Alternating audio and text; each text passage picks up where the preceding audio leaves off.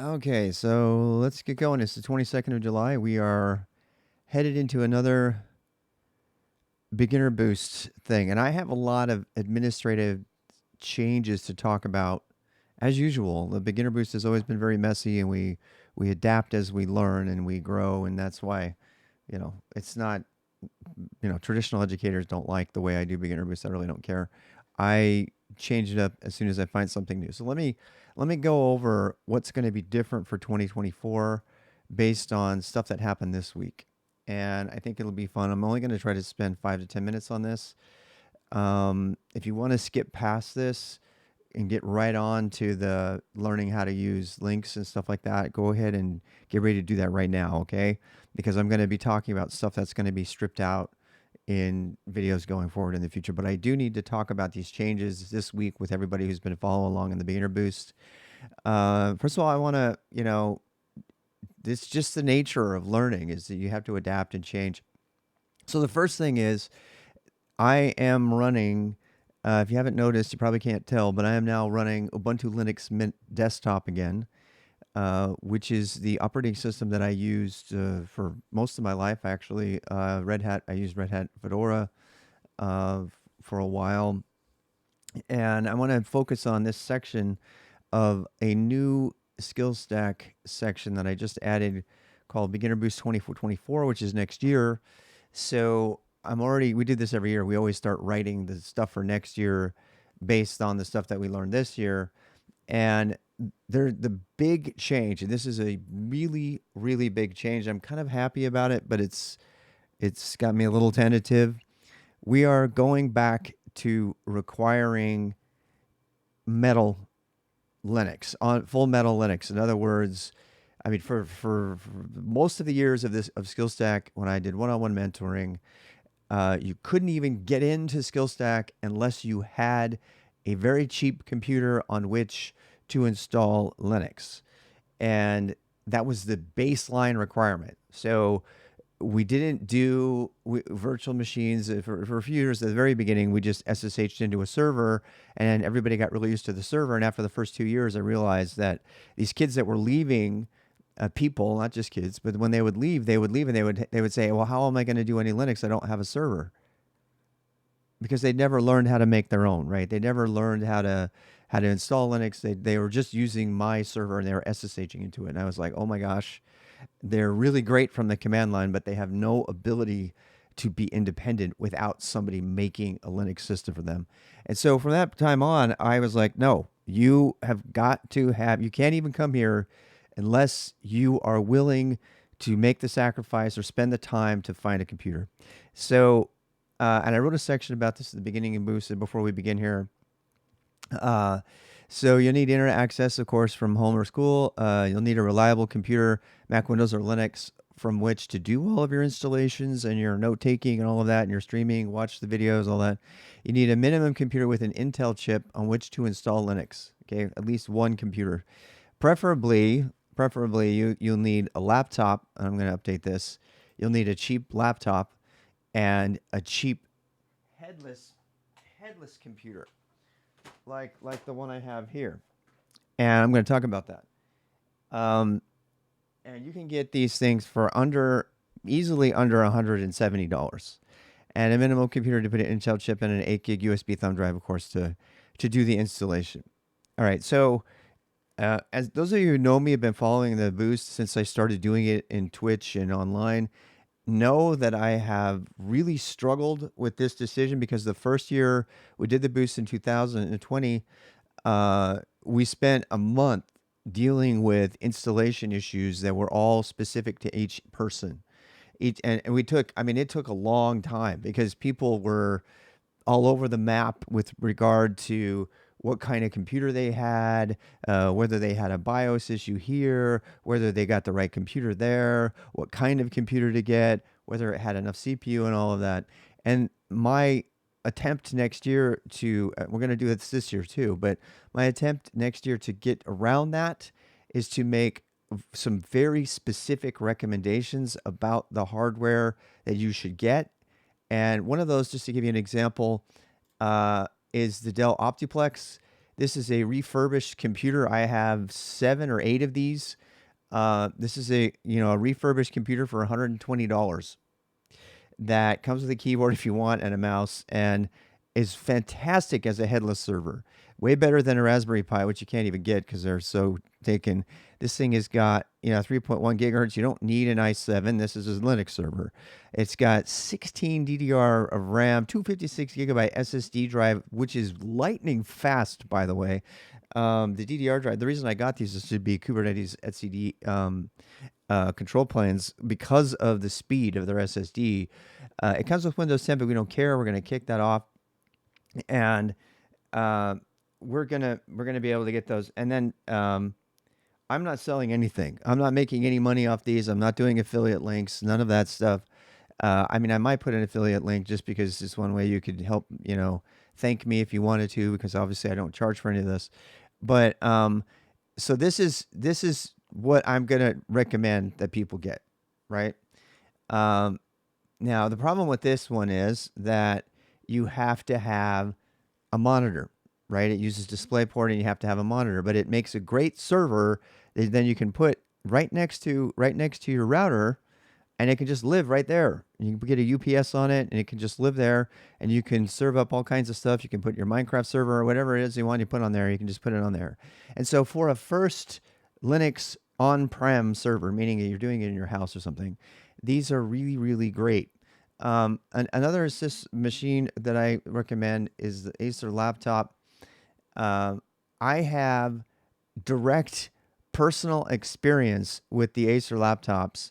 In fact, I have one right here. This Acer laptop has been running great with hundreds of different users since 2013.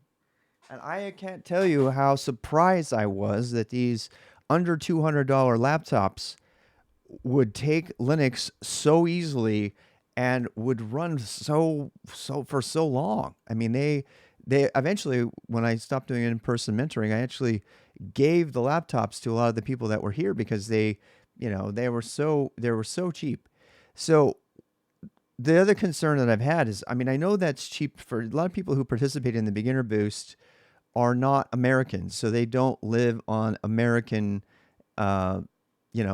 income, and so to recommend it that you have to have a computer that's $200, that always kind of rubbed me the wrong way. I didn't want. I mean, I had one very glowing review. It was a 2-page email from somebody from the Philippines. It was a farmer who became a technologist by watching the Beginner Boost, and I don't know if that person would have been able to buy a computer. Obviously, they had one to be able to watch. So we still will do the virtual machine with Ubuntu server, which is 100% free. So this is what we're going to do. So going forward, and if you want to be involved with these videos and testing this stuff out, I'm going to do this not during the beginner boost. I will post the video to beginner boost as kind of a secondary video, but either today or tomorrow, I'm going to be making specific videos about how to install a virtual machine with Kali Desktop Linux, how to install a virtual machine with Ubuntu server. We already did that, actually. How to install a headless server using SUSE Linux Enterprise Server. So we are not going to use Red Hat. Red Hat has continually proven to me that they are not a distribution that I want to promote to anyone. Their recent actions just last week with closing down the access to their upgraded server packages. SUSE as a company took Red Hat stuff, paid to fork it so they can keep the enterprise market alive, and decided to pursue that. And IBM has got a hold of Red Hat, and they are tanking it. They are tanking Red Hat. Red Hat will be around for a long time. It's got, its tendrils into everything with systemd and Podman and everything. It's not going anywhere, and you'll probably have to administer it, but I refuse to promote Red Hat anything ever again. They finally crossed the line. In full disclosure, I had stock in 2000 from Red Hat, and when they did the same sort of shenanigans with Fedora, I divested of Red Hat permanently, and it's a love-hate thing with them. The people that are there are amazing, and they do great things. I really don't care about systemd. It's something that a necessary evil we probably had to have. That person, by the way, works at Microsoft now. SUSE Mandrake was the first Linux distribution that I tried besides Mach 1 Linux back in the day. And so that's where I'm going with that. And just the actions of the Suzy organization to keep these distribution alive, whether they be strategic business decisions or just because they're good people. I want to promote that. So I am now actively advocating against Red Hat. I don't want to use them anywhere. I don't want to support them anywhere. I don't want any clones. I'm not going to talk about any clones. I'm not going to use them anymore. And I have that choice. So, and you have that choice too. If you want to do Red Hat, fine. If you want to do Alma or Rocky, and there's a lot of people that still love it and they're okay with the decision. But I'm not. So I'm not going to promote them anymore. Um, and so the last thing we're going to do is Linux Mint Cinnamon. Now we're not doing Pop OS. We're not doing Steam OS. There's lots of other distributions that people recommend. Linux Mint Cinnamon has been my bedrock uh, laboratory system since the beginning. So in 2013, I installed Linux Mint Cinnamon on all of my lab machines at the school I started, and it has been rock solid. Not a single upgrade has ever gone bad. Manjaro dropped me on my face, black screened my entire lab because it was so broken. Pop OS black screened, broke my personal workstation, causing me to try to do a recovery on it because I clicked on upgrade and they blamed it on the NVIDIA drivers. So the only stable desktop Linux that I am okay with currently recommending is Linux Mint based on personal experience. Many people, including Chris Titus, who I very much respect, have recommended Kubuntu, which I have never used. But I don't know. I would have to be convinced over many years of stability to move from Linux Mint. Linux Mint has never ever done me wrong. So the summary is that in 2024 and beyond, we're going to cover Linux installation and we're going to expand the scope of the beginner boost back to where it was when I started teaching it. Okay. And that does mean that focused machine learning professionals, for example, who just want to get good on the terminal command line, are going to be annoyed because they're going to be forced to learn to install Linux. Now, personally, I think that's a huge advantage, right? But if you're one of these people who just wants to use the Linux terminal and be good, but you don't really care about installing it, the beginner boost will no longer cater to those people. It's going to be catering to people who want to be, above everything else, independent Linux users. And that then leads them on to whatever else. This is the base. I just got another very glowing review from a mom who told me that her son's was one of my very first guys in 2014, has gone on to be a senior software engineer for TIA Craft after having done the same thing for Lowe's for several years. And she said, I just wanted to make sure you know that you sent him down that trajectory back when he was a teenager, and now he's a very high functioning professional in the industry. So that has caused me to okay, enough of this taking out stuff from SKILSTAK to make it easier for people online. I need to go back to my roots that were tested in the learning laboratory that SKILSTAK was from 2013 until about 2018, 2019. I made many micro adjustments to the curriculum and stuff based on what I observed and based on what professionals were telling me who were hiring my people. And they said, oh my God, I can't believe you know this. I had one professional come in, and the first thing he said after he sat down and gave a presentation to all these kids was, you're teaching them VI, right? That's exactly what he said. I'm not even kidding. I could have paid him to tell him that. He goes, you're teaching them VI, right? Because I get them and they don't know VI from college and stuff. I said, absolutely. So all of those micro adjustments that I made in my learning lab are now back, and we're putting them all back. It's going to push out the complexity. It's going to make there be a certain financial requirement, but I feel in my heart of hearts that that is the right thing to do. So the beginner boost is fundamentally about installing Linux and being an independent Linux using professional in whatever capacity. And obviously, if it just means that if you're a focused machine learning person, you'll be that far ahead of your peers because none of them will know how to even install Linux. And I tell the story all the time, but I sat through in a presentation with 500 people where a machine learning person was giving a presentation on something about I believe Jupyter Hub, and this professional, this PhD professional who was giving this demonstration, left the command line where they were doing some of their commands and went to the Windows Explorer to change the name of a file because they did not know the MV command. And so, and that's actually one of the things that reinforced to me the need for all professionals to learn Linux command line well so that they don't have these gaps in their learning because they are really going to affect them and they may embarrass them. I mean, I was really embarrassed for that person. I was like, "You kidding me? You don't know the move command? You're giving they were teaching, it was something on Podman or something. They were teaching about containers with the command line, and I was like, okay, but they didn't know how to move a file from the command line. I mean, why are you even presenting? I was just scratching my head. I didn't say anything to anybody except for you. So I don't ever want anybody that I work with to be in that situation. And that means that if you are one of those professionals and you've got an excessive amount of skill with machine learning, but you can't install Linux, we're going to make it so you can install Linux. And you're going to say, but I'm interested in machine learning. Why should I care about installing Kali Linux Desktop? The reason that you should learn to install multiple different versions is you need to be adaptable. You need to be a Linux user, and being a Linux user means installing Linux in 2023 still. It's too expensive and prohibitive to buy a System 76 machine, with Linux on it. By the way, it's a horrible company and a horrible operating system and one of the worst customer service experiences I've ever had. Overpriced by a factor of 10. Don't buy System 76. I'm just telling you right now, don't do it. Go for it. Refurbish old hardware. Put Linux Desktop on there, and we're going to go through these things. Okay, so the last thing I'm going to say before we move on,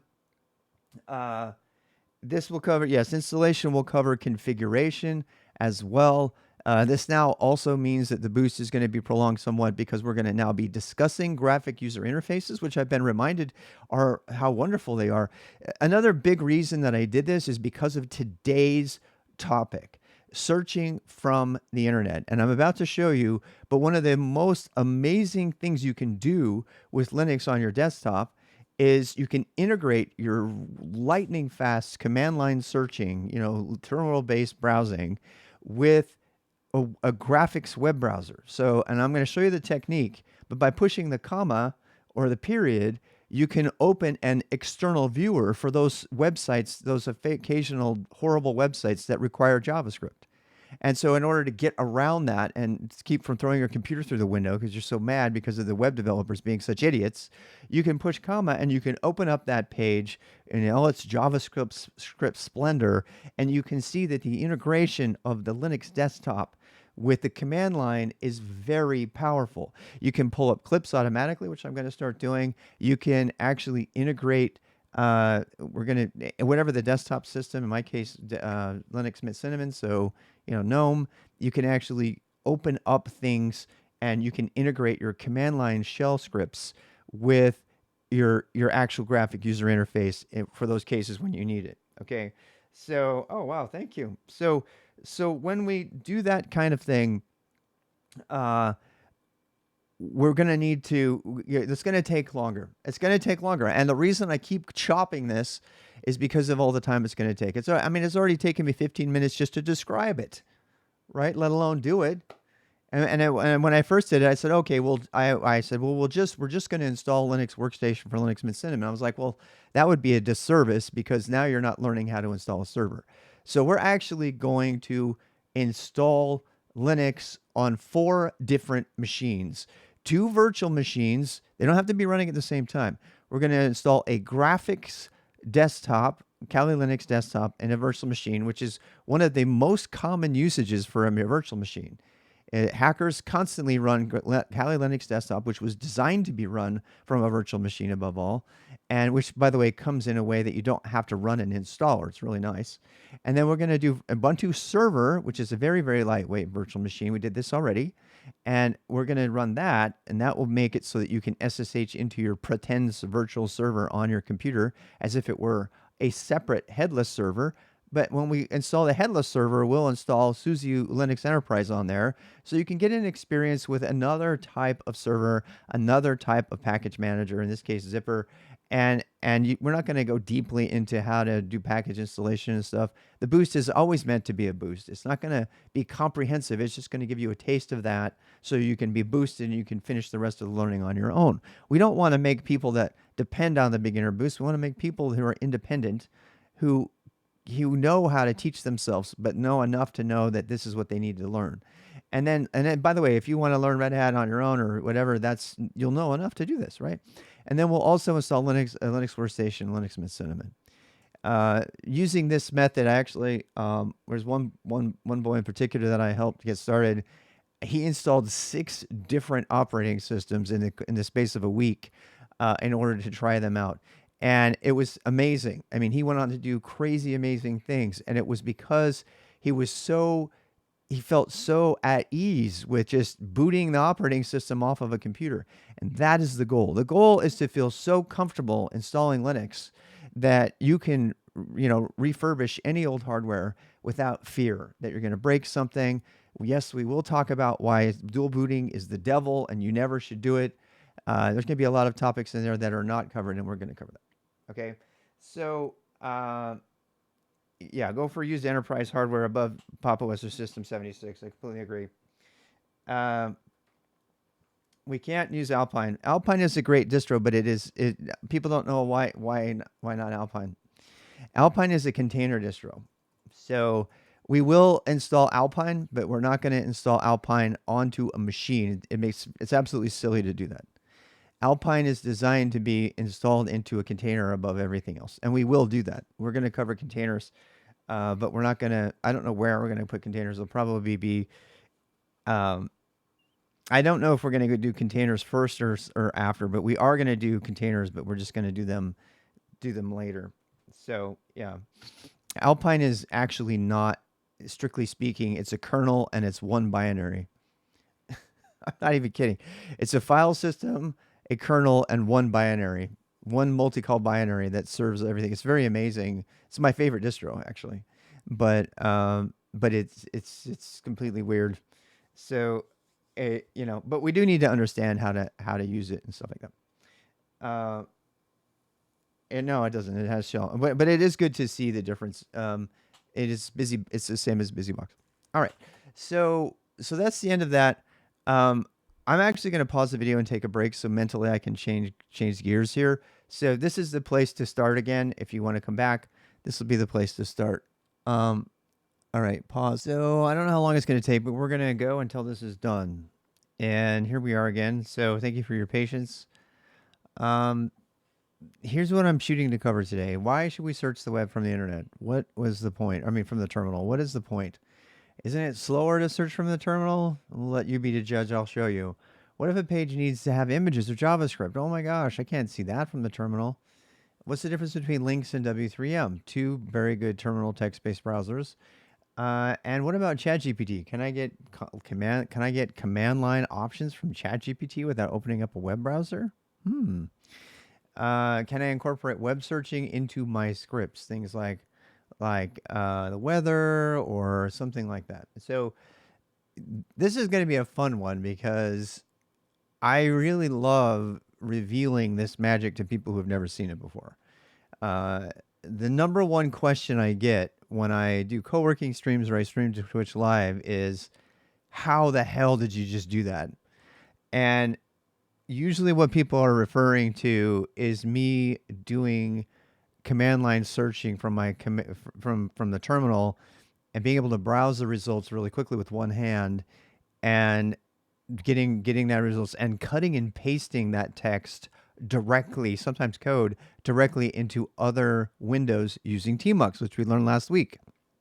So that is what we're talking about. So let me first of all just demonstrate just a little bit. I kind of have to make it up, but let's go ahead and save this off. We're going to start up tmux. Hey, remember tmux? So log in and start up tmux at this point. And we've got tmux running, right? So I'm going to try to simulate this as much as possible by creating a real scenario. So let's say lately I've been working on the text-based tool. This is a Golang package for creating text-based tutorials like Learn Vim, which I still need to finish. But let's say, so I'm just editing here, right? And obviously you can look up the documentation for the different things that are here. Let me see if I can find one. So like log print, for example. You already know this because we covered it in VI a couple weeks back. But if I want to look up the documentation on this print command while I'm on it, I can do Shift capital K. So and it shows me my documentation, right? If I want to see, where it was from, that is control. Let's see, GD for go to the definition. Go to the definition. We already talked about that, and I can actually read the code. So I can read the code, right? And then to go back is Control P. That sends me back. So these are all. Oops, that didn't quite work, did it? I don't use those all the time. But anyway, the point being, but what if I wanted more information on it, right? So what if I wanted more of an example about how to use it, or I wanted to do some searching? How would I do that? Well, now that I know tmux, I can open a new window. So that was Control AC to open a new window. Oh, you know what? I just meant to Linux Mint. I'm going to be able to turn. I'm going to be able to turn the thing on that shows all my keystrokes again. I am so glad to add that back. I'll have it for next week. So, yeah. Anyway, I'm tempted to do it right now. Actually, in fact, I'm going to take a break. Give me a sec. Well, that didn't take very long. Thank God I'm back on Ubuntu. Yeah, I got the default settings. They're kind of big and annoying, but we're going to go with that for today.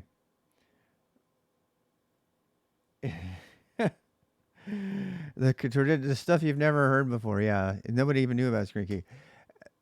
People that know me know that I've been using ScreenKey my whole life. And then I went to Windows on the desktop, and it was one of the things that I tried to replace, and I was really annoyed. So that we couldn't do it. So back to our scenario. I'm going to do exactly what I just did, and I'm going to do it with ScreenKey so you can see. So Shift K, it takes me to the documentation, right? And colon exclamation point gets me out of there. There's probably an easier way. But as I said, I want to be able to read about what the log and the print thing, examples of the log. So let's say here's a very real situation that I wanted to look up yesterday.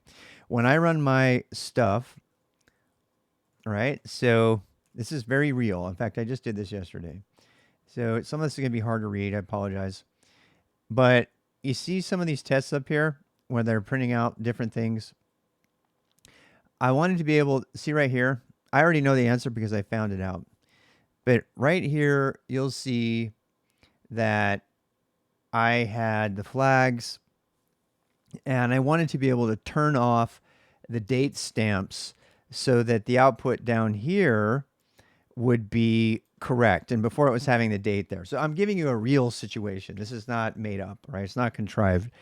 And I needed to look this stuff up. And I wanted to look up, set output. I didn't know what set output was.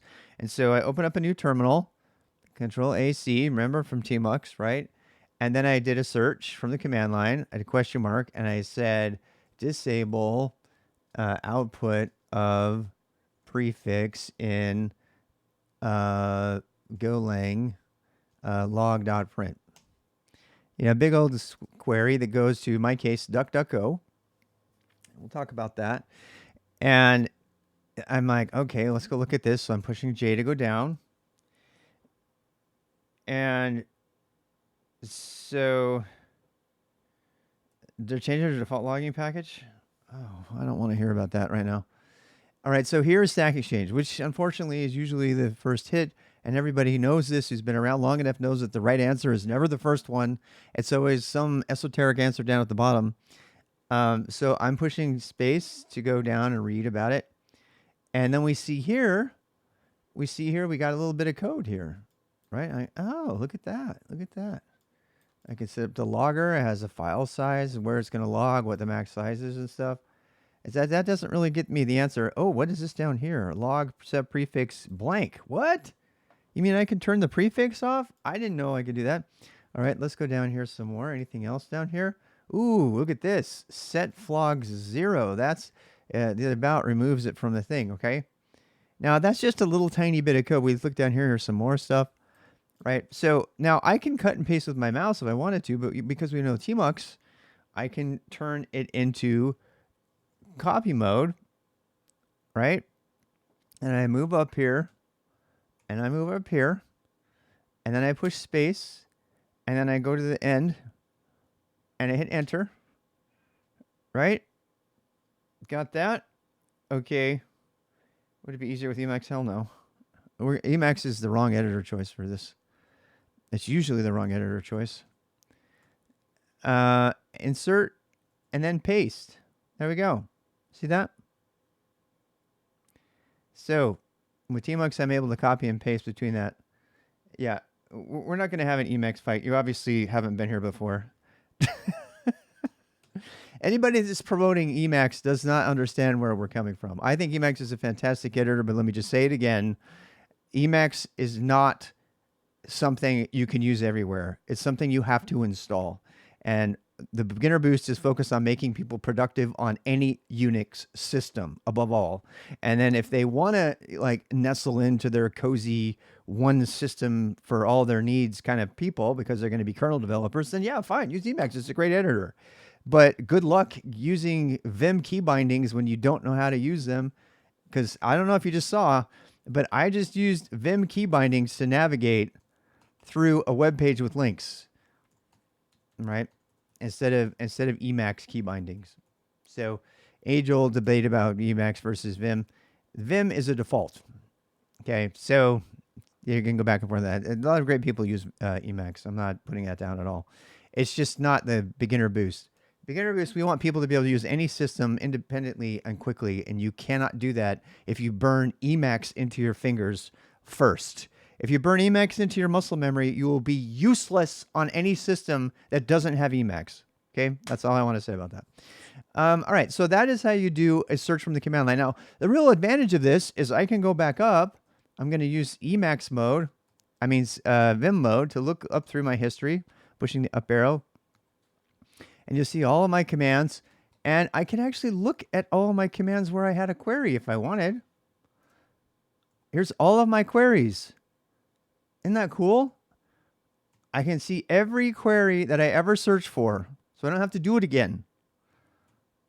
I also don't have to install some stupid idiotic shell that guesses my tab completion, because it's already in the default history that I can go up and down through with just using the same capital N and N that you would use in VI, because you've already memorized the VA keys.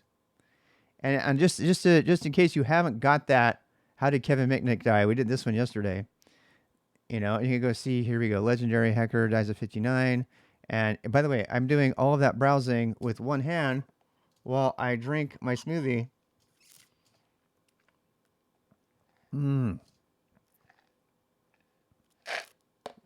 Because terminal browsing is way better than the other one.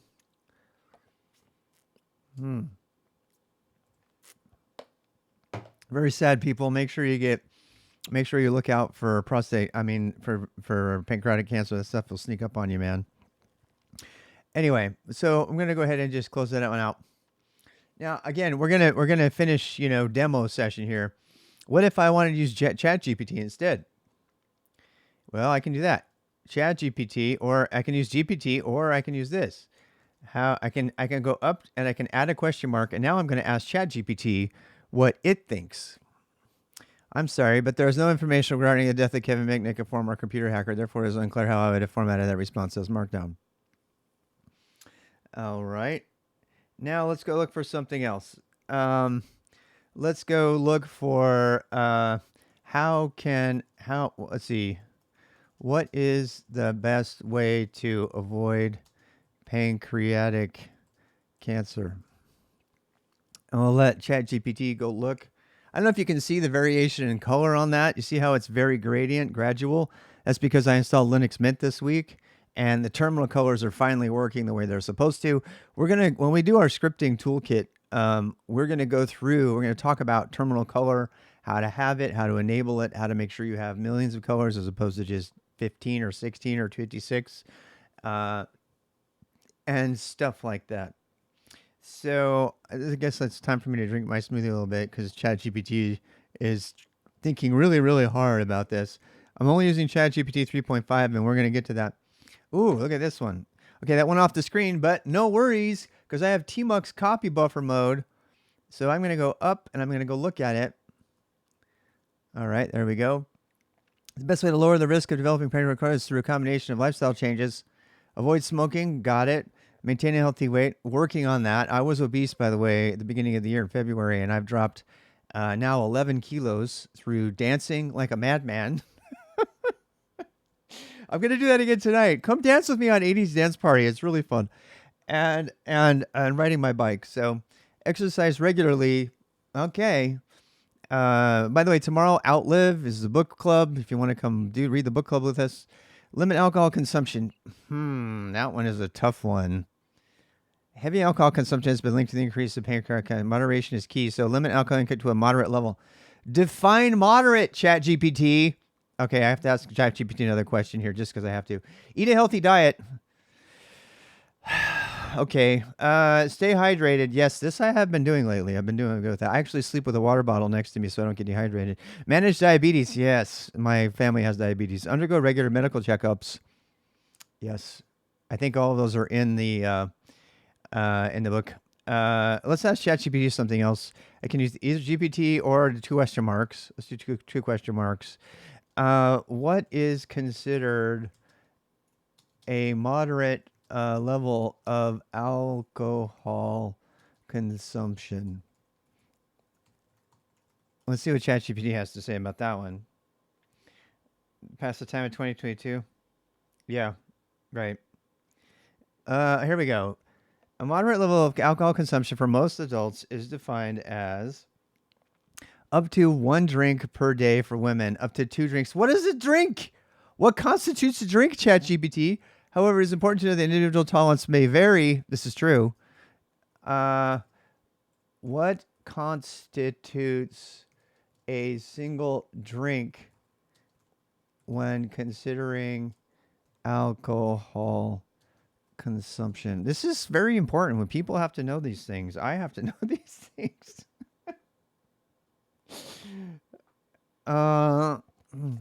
It's thinking hard. ChatGPT is thinking really hard. We're gonna do all this. This is demo time. Demo time. It thinks a single daily drink is moderate. Yeah.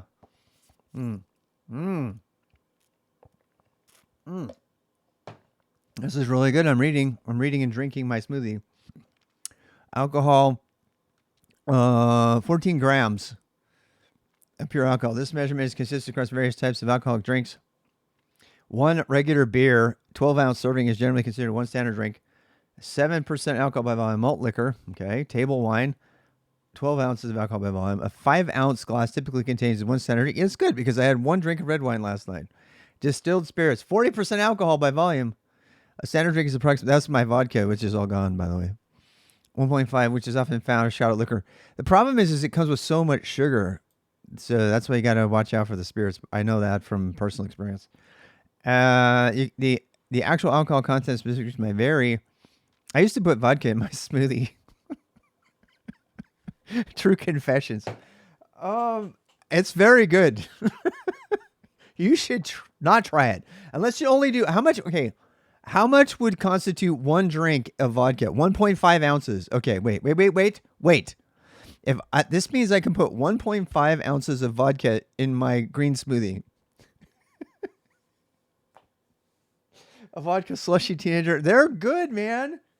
They're good. They're kind of girly drinks. I mean, and that's horrible to say. I'm so sorry I said that. But that's what people say. That's what people used to say. I was Mormon for 42 years, so before you judge me, I had to learn what a modern. Okay, back to work. We're back. What are we doing? So that's how you search the internet. There's lots of fun things on the internet to search for. And if you don't want to search for things, okay, Mr. Rob. So the next question. All right, so I showed you already how to search for code stuff and copy and paste it back between. That's what we were doing there, right? But let's consider, we did the random, queries with ChatGPT, but occasionally, and profanity alert ahead.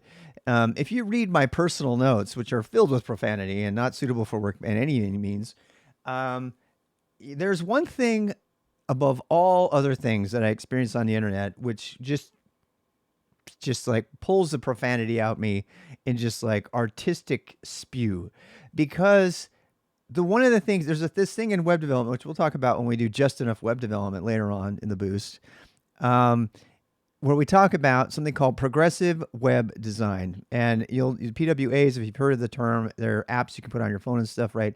They're basically websites, right? The P, progressive, means that something progressively adds new technology. In fact, let's add ChatGPT. Let's see. What does progressive mean with PWA in web design? I want to see what ChatGPT has to say about this. What does progressive mean with web design? Progressive means progressive web is built in a way that it works for all users regardless of their browser choice. Do you see this right here? Remember that thing about profanity? It's not that I have anything against any specific web developer, but I was Nike's webmaster. I started using web development. It's that I have something against people who call themselves web developers who disregard this part of the standard, that web applications should work with all browsers. And we're not talking about all graphic browsers. We're talking about all browsers, including the ones used by every blind person on the planet. And we're going to talk about this, not in just a sense of how you can do good research on it, but why it's the right thing to do, it's the right thing to support. But there's this one thing that angers me. It's when dumb web developers, or willfully, I don't know if they're dumb or they don't know better, or they're just willfully negligent, and they do not support all web browsers. I'm going to show you how to get around that. PWAs are designed to be progressively enhanced user experience by taking advantage of the latest web technologies when available. Guess what is the latest technology? JavaScript. That means if your web documentation website requires JavaScript to read documentation that does not have dynamic graphs in it or something like that, you are doing it wrong. Someone should fire you for doing that. In fact, if you got to be careful, you might end up sued. Pizza Hut lost a lawsuit, thank God, because their website was completely inaccessible to the blind and to the handicapped and to the academic, which are also blind and handicapped sometimes. So, but also providing a basic level of functionality and usability for older and less capable browsers. Oh my gosh, what an idea. These people regularly make progressive web apps, PWAs, and they thumb their nose at the P in PWA. And if there's one thing that makes me angry, like to blow a gasket and my blood pressure goes up and everybody gets worried about me, this is the one. Where's my smoothie? Which does not have vodka, I promise. Why do you care? I'll show you why you care. Because you're about ready to do some web search, right? And I'm gonna pick on my former employer here. Here's IBM's entire documentation website. Every single thing IBM could ever care to document is completely inaccessible because they have a core JavaScript dependent. We're talking about IBM here. We're talking about the company that still uses mainframes and sells it for everybody to use, which is fine and needed. Well, you think one company that would understand backward compatibility would be IBM, but no, you cannot read IBM's documentation page because you don't have JavaScript enabled. Oh no, whatever will I do? They're not the only one, by the way. I'm just picking on them because I can, because I used to work there. And so I'm looking at their page. They got nothing. Nothing to read. Well, damn, my lightning fast, terminal research skills don't help me here. Okay, enter the comma. Comma and lynx opens up an external web viewer, in this case, Google Chrome. So we're going to push comma, and it pulls up the website in JavaScript automatically. I just pushed one little tap on the comma and opened up my existing Google Chrome, opened up a new tab, and allowed me to read it. And without even touching my mouse, obviously I have to touch it if I'm going to read this stuff, right? This shit, but I mean stuff that I don't really need to read. Reddit on visit. There's another. Let me pick on somebody else. Let's pick on another absolutely horrible website that you probably never should ever trust anyway. All right, so let's do another one.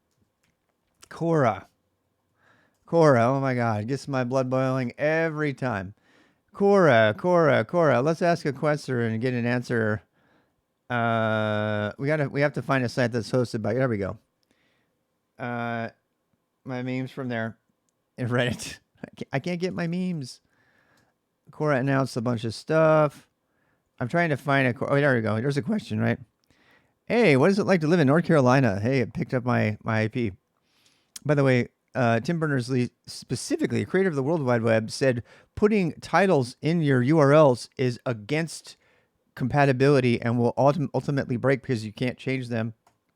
We'll talk about that during web dev times. Oh, look at this. I can't read it because I can't read a site that's dedicated to writing questions and answering questions, all text. I can't read this text-based site because I don't have JavaScript. Because Cora and the developers of Cora, just like the developers of the IBM documentation site, are morons. Sorry, let me rephrase that.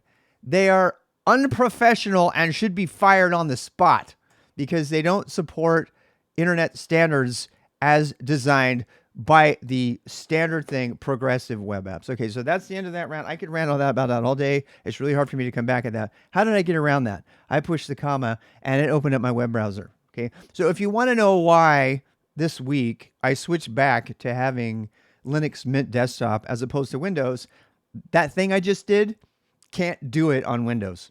Can't do it on Mac. The thing I just did with an external viewer from Lynx, as far as I know, only works on a Linux desktop. You know what else only works on a Linux desktop? These cool little letters down at the bottom, this screen key thing. Windows has equivalents. They all suck. Mac has equivalents. They all suck.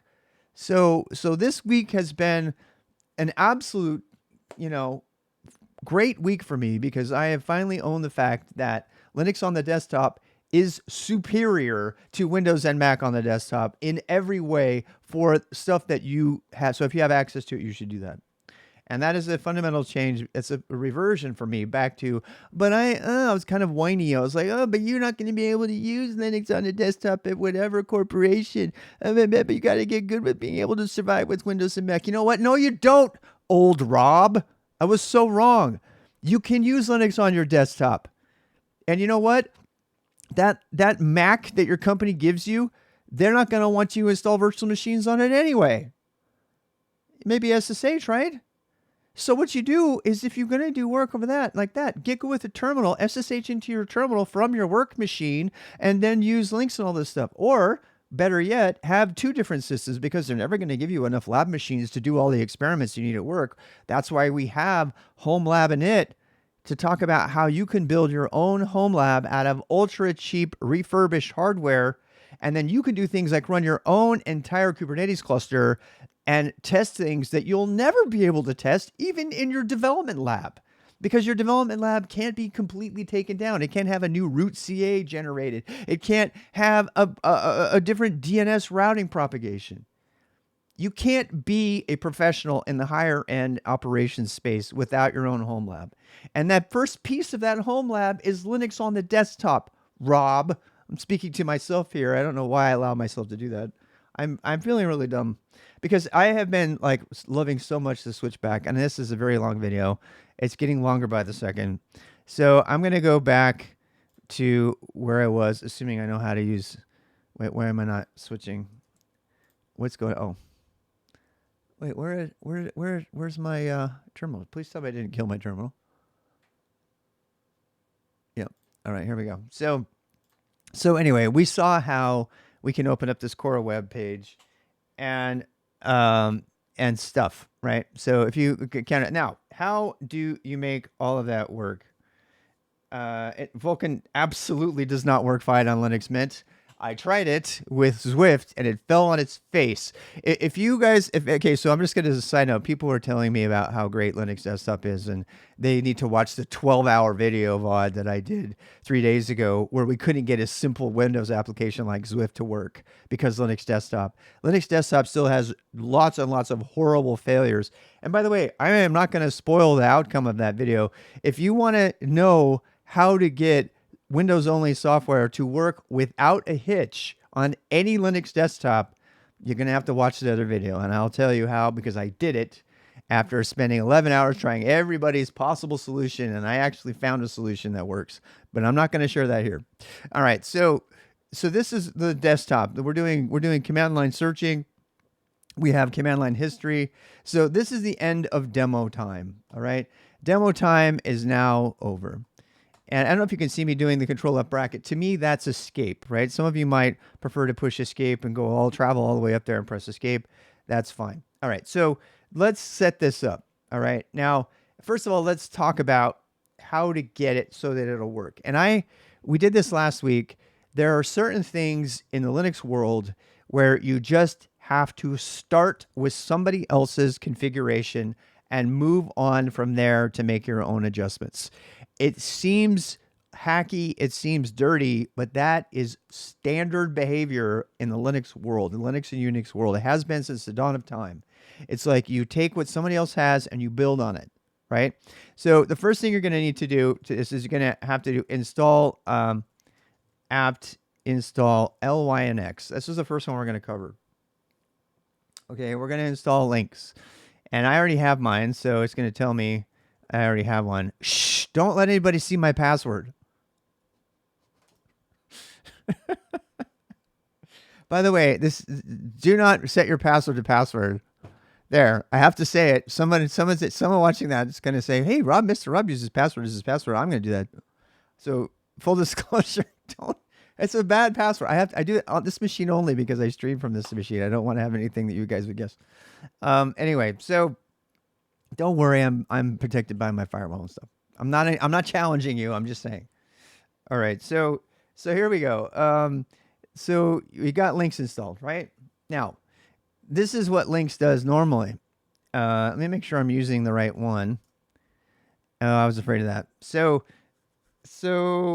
okay, I have to fix some things here. So let's do this. I'm going to pretend I'm you now. I'm going to pretend I'm some random user. All right, I'm going to pretend I'm a random user here.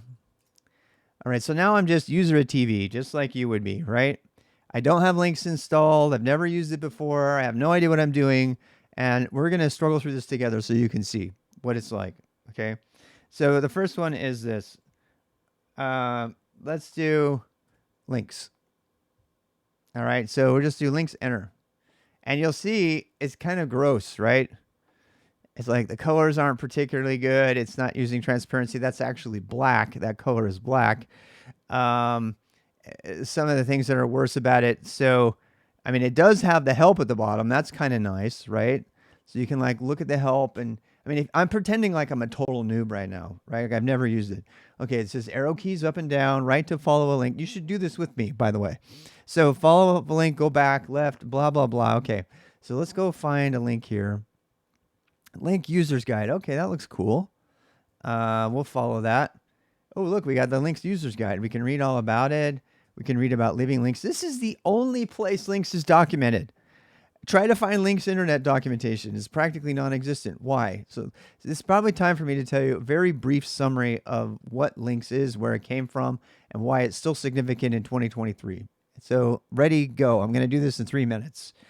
All right. So Lynx is the original text-based web browser that came around. God, I don't even know, back in the 80s sometime, and was used for many things, but was originally designed to be used on systems where there were multiple users, and where the control of Lynx's configuration was meant to be like holistic and forced on everybody.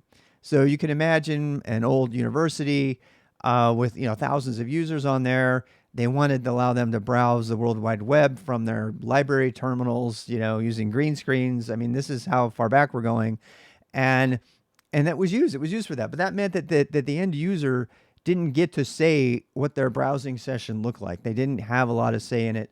So you'll notice this when you get into Lynx, because Lynx is kind of mean in that it only looks at one authoritative, configuration file. And we'll see how to get around this in a bit. But it's still left that there's still vestiges of this old thing. Now, they eventually added ways for people to overcome that sort of thing, because it became people wanted to run their own configurations of links, their own colors, their own whatever, right? And so that's what it was. And it also was originally able to do many things besides HTTP, which is the web one that we know, right? At the time, I know you don't believe this, but at the time, Gopher was right head to head with HTTP. There's been a resurgence of Gopher recently within the last couple of years because people are sick and tired of the bloated, ugly World Wide Web, and they want to go back to just pureism. And you could actually, DistroTube even made a video on it. Chris has done one. I mean, a lot of people have made videos on Gopher. It's kind of cool, but that's what it is. Back then, we used to think it was a very insecure thing. One of the biggest hacks in history was WFTP. This is for file transfer protocol. That's for moving files around. You should never use it right now unless you're using SFTP, which uses secure shell, because it's absolutely completely insecure. Waze, nobody remembers this, but Waze was one of the old systems used to look up information on the libraries. NNTP, I think this is the news protocol. So back when we had news servers, which are still a thing, Finger, believe it or not, that used to be a way to contact another person on the same system, and other stuff. Telnet, you should never use anymore. You should be using SSH. Telnet was SSH with no security, basically, and all of these other things. So this is, and the reason I have to tell you the history about links is because if you tell somebody in 2023 that you are using links to browse the web, those who know what, first of all, most of them will be like, what the hell is that? And then the rest of them will be like, why? Why would you do that in 2023? We have like 5 different competing graphics web browsers. Why on earth would you use a text-based browser? And I don't need to make further case to you. The answer is speed, privacy, and copy and paste ability. That is the reason. Now, if you want to do, go open up YouTube or Twitch. 99.9% of the streamers are using VS Code, and they're frequently going this and this and this and this and this, and they're copying and pasting, and they're scrolling, and they're using a graphic browser, and they're using VS Code, and they love it. And that's fine. That's fine. That's fine. But that does not work in the terminal. It doesn't. And frankly, I think browsing the internet for searching for stuff has a number of really significant disadvantages that are not immediately obvious. The biggest one of all is consistency of documentation and the flow. And there's no way I can sell you on this until you have tried it for a week. Because as you do the research and your eyes, Tim Berners-Lee originally, when they designed the web, they intended for the web to be more like a Kindle. It was supposed to be that the reader had the control of the font and the size and the layout. And that the content in terms of organization was up to, oh, hey, this is an outline or something. But that the creators didn't have the option of style sheets. Style sheets are fundamentally against the origins of the World Wide Web, which was meant to be a documentation, sharing, and management system. And I have a lot of really strong opinions on this because they've destroyed the web. What I call the documentation. When we do web design, we're going to talk about this. The original intent of the web was to share mostly academic information between people at CERN. And it was a way to get around having to have these massive email lists and everything. That's what they were using as an alternative. You can still see that because HTTP is based on MIME, and MIME is designed for email. Every single web page you ever pull up is a miniature little email. Every single one. And in fact, even the images are basically, when they're served up by HTTP, they're served up like an email that has text encoded, an image inside of it. And it's still encoded for text. You could open up an HTTP request to get an image, and you would get exactly what you would get if you were receiving an email to get that image. That is where the web came from. And so, this idea of knowledge exchange in the fastest possible way that's consistent and is controlled by the consumer of the reading and the content, which is what the people who make Kindle realize. They got people who can't see, so they turn up their font, like me. And they have people who want to just get to the right answer. They don't give a crap about all the pictures, so they turn the pictures off, right? And all of those advantages, those very solid, scientifically backed objectives are behind terminal-based browsing. They're still a very strong. My eyes, not only can I just do it with one hand, that's weird, but I'm drinking my coffee, but my eyes are able to adjust and glaze and scan the information while I'm searching the World Wide Web through text-based browser more effectively than anybody. I watch people. I watch people trying to search through multiple different websites using a text-based browser in Google or something, and every page is different. Every page has the ads they have to wait to load. Every page has a different font selection. Every page has a different layout. Every page has some useless picture in the middle because they want it to sell and be more flashy. When all you want is the data, you want to get to the answer, and you can't get there because you have to sift through all this other crap. But when you're browsing with it, I'm telling you, try it for a week. Get used to the commands. And when you start browsing and scanning for research information and for answers, when you're using a terminal browser, your eyes get used to the same font and the same location with the same colors. That link is always the same thing, and you will get fast. Not just a little fast, you will get lightning fast. And if you want to see examples of this, watch me on my co-working live streams, because I have been doing this for years, and I can find shit in microseconds that takes other people before they even get to their window. They can't even open their web browser. It takes them before, and it's not just me, it's anybody who uses this technique. It looks like absolute science to other mystery to other people. Now that I got ChatGPT from the command line, I literally have any answer to any question during my development that I want in milliseconds. It's also the reason that I don't have a bunch of annoying crap running when I'm doing Vim. So my Vim works anywhere, and I don't need this random thing to pop up. I've already got the documentation with Shift K and all this other stuff. If I want answers that are more fleshed out, and I'm going to go immediately into a new tmux window, and I'm going to do a quick search that I can go get in my search history anytime and pull it back up again. So let's talk about the baselines of links before I further sell all of this. Not a paid account. Nope, I'm not using a paid account.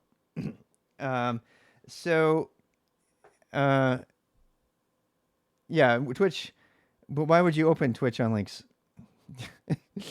That's stupid. I mean, there are certain things that are applications that don't apply. Links, obviously, text-based browsing obviously shines. I guess I'm going to have to talk about this. The web fundamentally has been turned into four things, right? It's really the web framework, the web platform is really four things. The documentation web, which is the original one that I talked about, which shines when you're doing this kind of thing, unless you're Quora or IBM.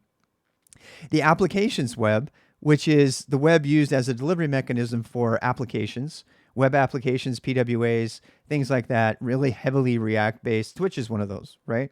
Twitch and YouTube, you could argue, are, and then the third one is the broadcast web. So the broadcast web, a lot of people don't know, but YouTube and Twitch and these streaming sites that we go to, they are web technology. It's yet another type of web, right? And I would suggest that there's a fourth web emerging called the conversational web.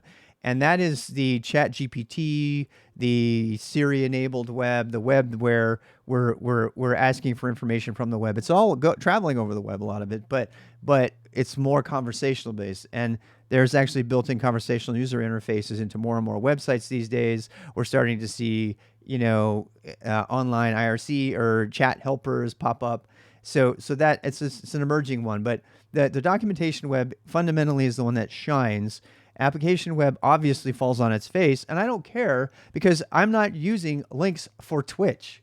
If I want to use Twitch chat, I use IRC because, yeah, spoiler alert, Twitch is IRC, an ancient technology from 1979 actually, no, after that it would have been the internet, so it had to have been probably 84, 85? When did IRC start? I don't know, let's ask ChatGPT. Shall we ask ChatGPT when IRC started? Yeah, I have to. When did IRC begin? Let's go ask. I have to find this out. I mean, this is when IRC began in August 1988. That was pretty fast, ChatGPT. Thank you for that answer. Have you got your web browser open yet? Graphic user? Huh? Because I just got the answer in like 10 seconds. I don't know about you. Am I flexing? Yes, I'm flexing. And I'm flexing because I want you to flex. You should be able to get answers that fast. It will make you so much better as a technologist, especially if you're over 55 and your memory doesn't work anymore. Most of the time from the command line, I just need to look up something that I partially remember, enough to remember the keyword, but I don't remember the intricacies of it, and I need to look it up. So making the terminal your source for getting that information, your second brain sort of thing. And by the way, if you combine a second brain, right? Like my Zettelcast and IRC, every note I've ever taken is already in here. I can also get that from the command line. And the more that you make, so this is the main point here is very simple.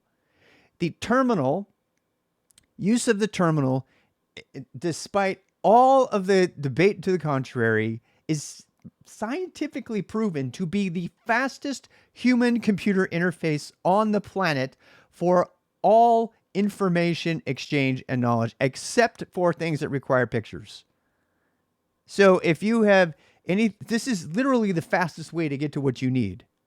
It just is. It just is. It's the fastest way. There, obviously, when you're dealing with designs, but here's another thing. Okay, so let's say I want to. You like, well, Mr. Rob, what about pictures and stuff like that?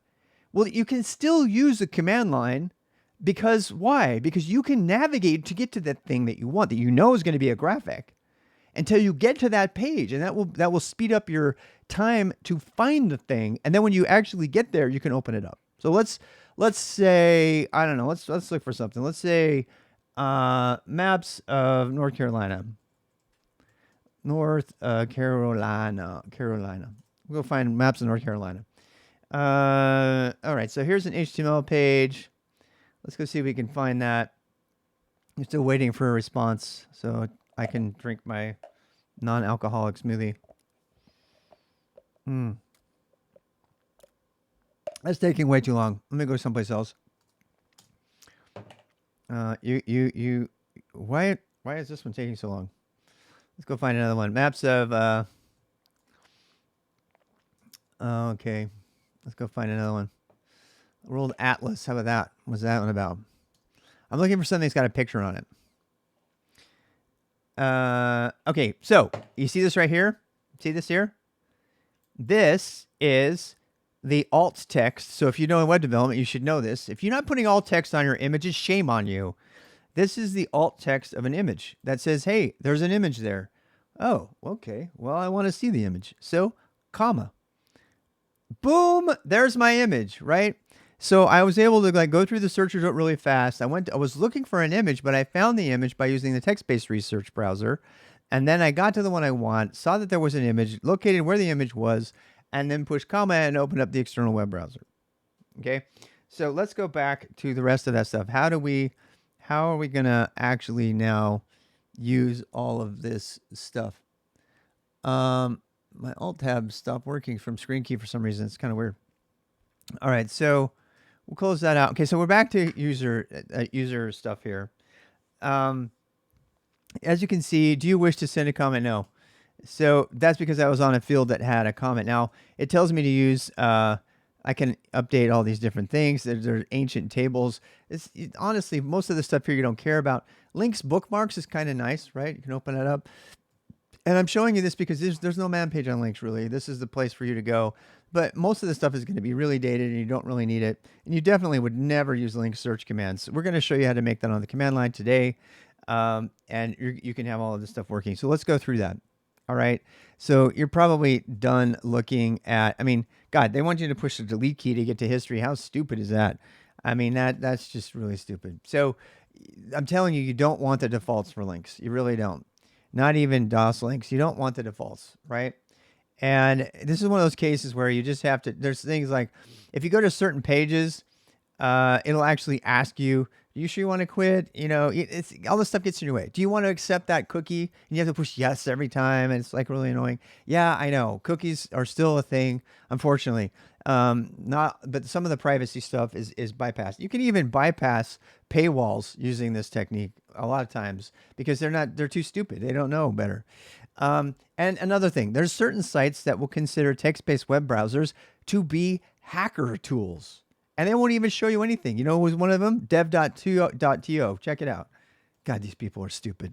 They're so stinking stupid. Don't read dev.to. Don't read dev.to. Do I need to tell you how stupid the people are on dev.to? I mean, why would you go to a developer website that's mostly a bunch of web developers that decided that a text-based web browser is a forbidden bot?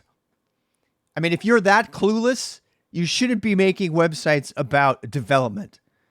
I got nothing good to tell you about dev.to. I once made a critique of somebody on the forum because they were spewing falsehoods about technology they had no idea about, and I corrected them very politely, and I got written up for being mean.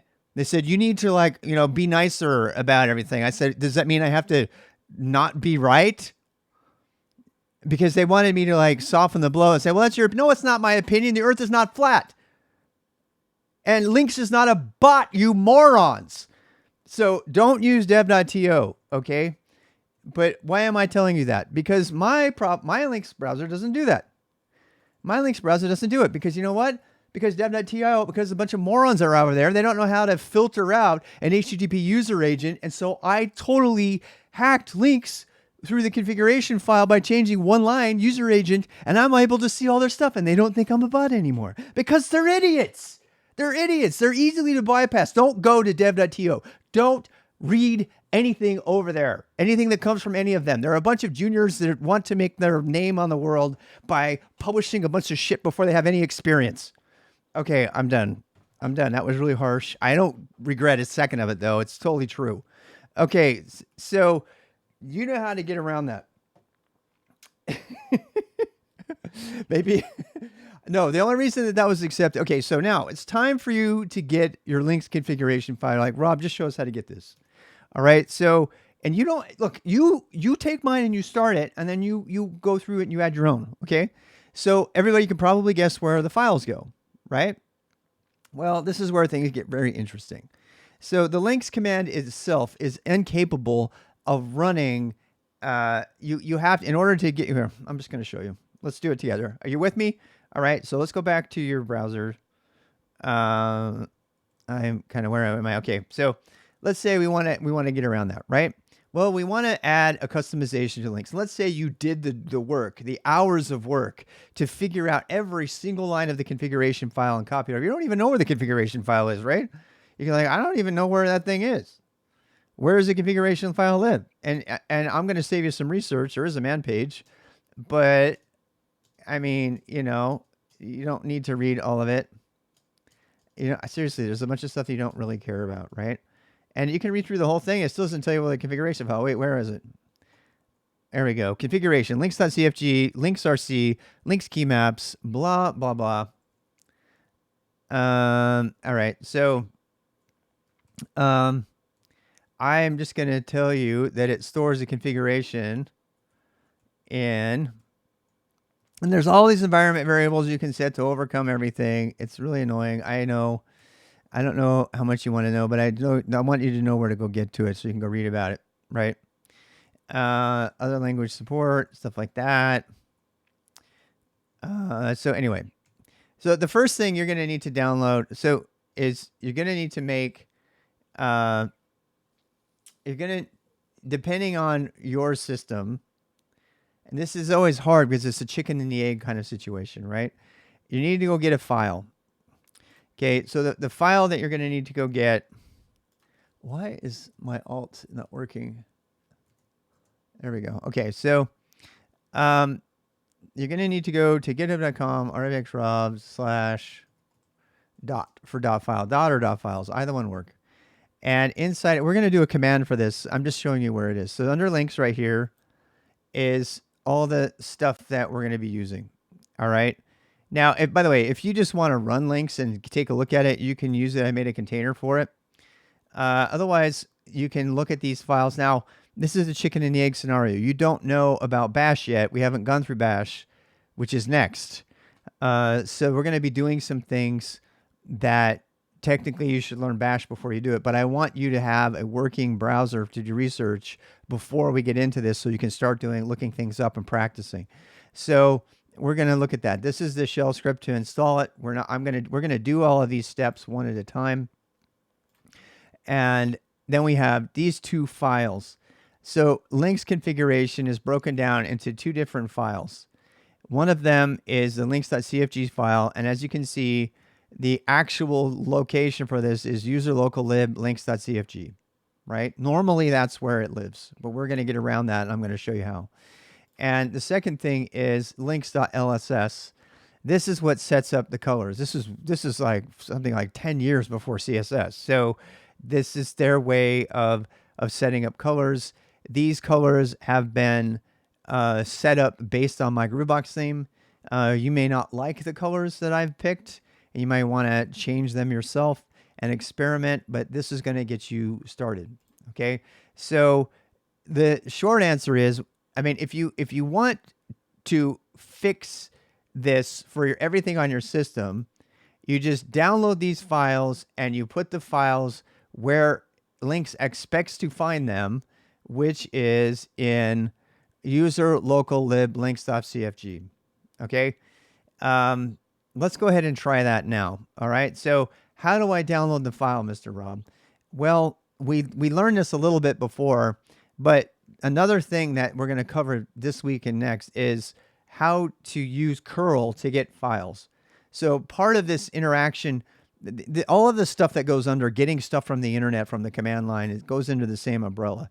And one of those commands is curl. So we're going to do one curl command. We're going to return to curl. We're going to talk about what curl is later.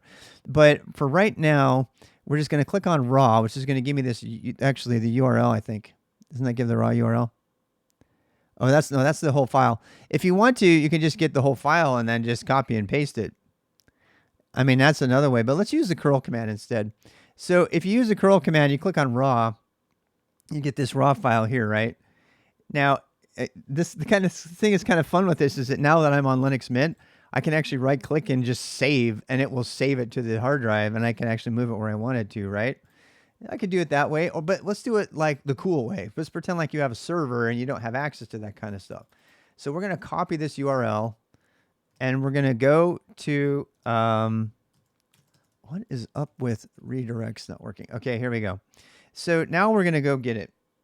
XGG spec, it does not at all. It's like way before XGG. So we're going to make a script that does observe XGG. You're kind of jumping ahead. You're guessing what I'm going to do here. So if you know what XGG is, that's coming. So we do curl, and then we're going to paste, because I copied from the text, right? And another reason to use Linux on the desktop is that the buffers between the terminal and graphics work. So I'm going to curl that down, and you'll see that it just dumped it to the screen. But if you go back to one of our first few weeks, you know how to make it so that it writes it to a file, right?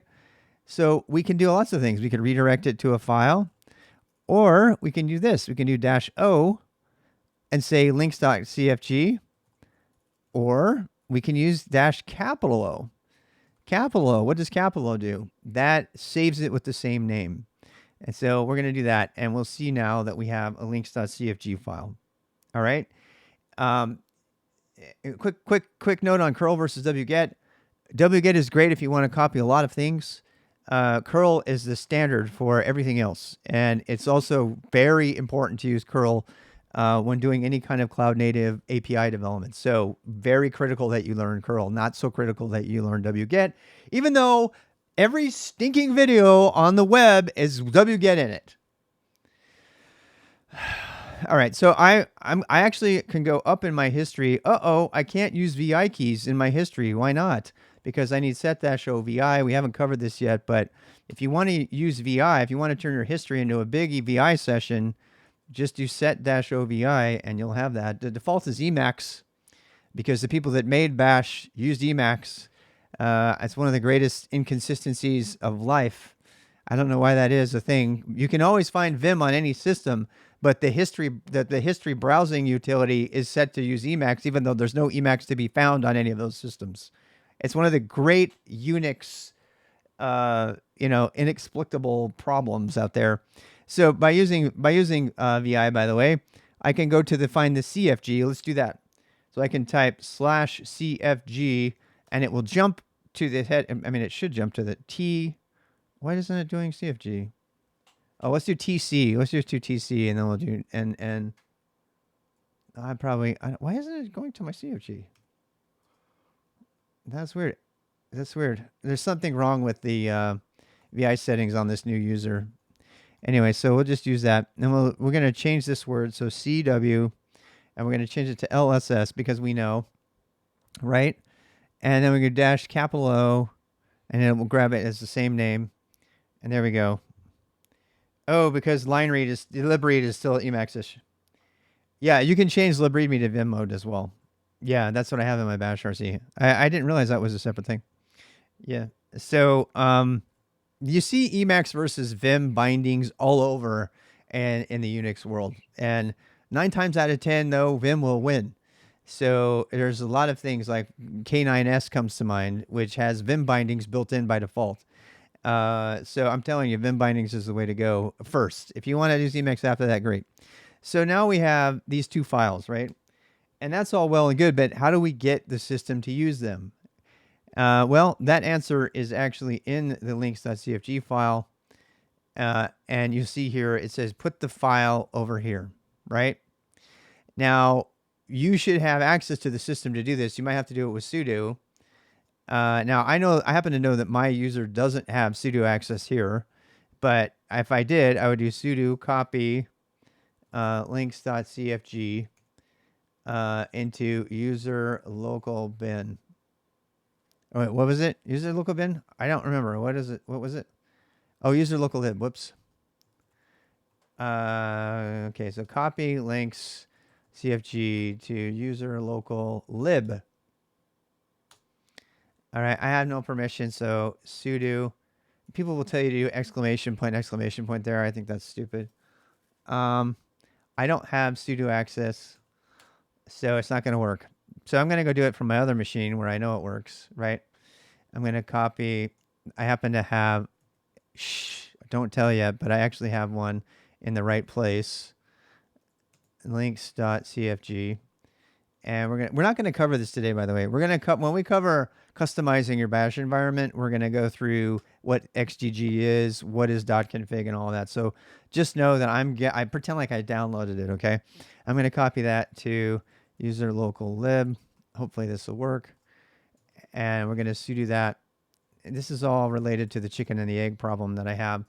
And then we're going to do the same with the LSS file. Was it LSS? LSS, yeah. And we're going to do that one as well. And so that is pretty much the same as if I had done it now. Now let's see what changed, right? So let's try Lynx again. This time let's actually go to a site. So let's go to lynx.skillstack.io. We're going to go to the SKILSTAK site. And it actually went to the site, but Mr. Rob, it didn't change anything, which does make me wonder why it didn't change anything. It doesn't apparently see it. Is it because it can't see it or something? I think they lied. All right.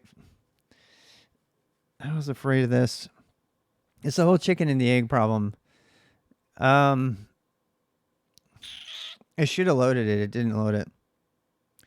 It didn't load it. It didn't load it. Why didn't it load it? It lied. Did they change the default? Why is there Python on my machine now? Oh, that's because we were doing the download. All right. So I didn't want to have to do this, but let me show you the other way to do this. So let's go get one more file. Okay. I thought I was going to be able to get away with not doing this, but apparently not. So remember all that stuff about Lynx being really old? And by the way, if you want to throw Lynx out the window and use W3M after all I show you how to do Lynx, be my guest. I actually almost switched to W3M myself. The only thing that stopped me was because I don't like how it does indentation, and I'll show you that in just a bit. So if you go to my scripts, there is a script in here called Lynx. And I know it's like, what? It's the same name. Oh, no. And let's open that up. All right, let's open up Lynx. So there's the file. Now, this stuff is going to look like absolute gibberish to you. You're not going to know what any of this is. There's the secret for hacking dev.to. I am telling it that I'm just Firefox running on a Mac. And it doesn't know the difference because it's too stupid. And then I run this. So remember that thing about things not being configured properly? Well, what this does is it gets around that, and it by putting the configuration file in the standard location where things should be for a specific user, right? Somebody talked about XDG, and that's what we were doing here. Lynx sucks. There's actually an account called Lynx sucks. Doesn't look like Lynx is installed. All right, so and you see here it has the user agent and it passes it and it gets around that. So let's actually copy this file. All right. And this is the part we're gonna have a chicken and the egg situation go on, and I'm afraid I don't know how to get around that. So we're gonna do curl dash capital O and then paste, and we're gonna grab that, and so now we have links. Now you already we haven't done executable files at all, and this is where the chicken and the egg comes into, right? So in order to make that file executable, we have to chmod plus x links. And we haven't talked about what that means. It just makes the file so it can be executed. But you'll notice that if you look at the file, that it wants these configurations to be in this location. So this is going to be testing some skills that might be kind of old with you right now. But we're going to need to make a directory called config links. We've done this before, so you should know this.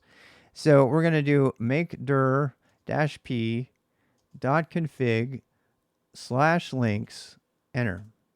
All right. And then we're going to move those files into there. mv links dot star, both of them, right, into dot config /links. Now by ls, we don't see anything here. And if I ls tilde dot config /links, you can see the files are there, right? So if everything works well now, then we should be able to run this program, /links to run the program at this particular spot. That / is annoying and will go away in a bit. We're going to show you how to get rid of that. But for right now, let's just run it like that. And let's try skillstack.io. And you can see now that it is what I love. Look how pretty it is. Very pretty, right? It's got all that nice, happy reading stuff. Home Lab init. You can go read the boost overview if you want. You know, one of the things I don't like about make docs is it forces you to have this huge table of contents at the beginning. I really don't like that. It was not necessary. They did not need to do that, but they did anyway. That would have been a good use of JavaScript, but no, whatever. So anyway, I must have done that wrong. All right, so let's go through those steps one more time. So pause the video. So you should have 3 files. You should have had the links.cfg file, the links.lss file, and to be sure you got them right, you can do vi./config /links links whatever .cfg, and you should see the file, right? And then you should see the LSS file. Make sure that they're not something else, right? This is something I think is interesting, is that this file is so old that VI has syntax highlighting built in by default because the file is so old. So, so go through and repeat those steps a couple times, right? So /links and then whatever you want to go find. All right. Now, I'm debating about whether I should tell you how to get rid of having to do /links, right? And this is where, I mean, there's just no easy way to do this. We are now in the business of customizing our user environment. And that is a big can of worms. We're going to be making an entire terminal toolkit out of customizations later, but I don't know how much to show you. So the first thing we need to show you is put that links file someplace that the computer knows about. All right. Now, if you have control of the system, you can put that file into user bin, anything in path, any directory in here. And if you want to learn a little bit of cool code right off the bat with bash, you can do this. You can do this. You can do let's see. I wonder if this is gonna work.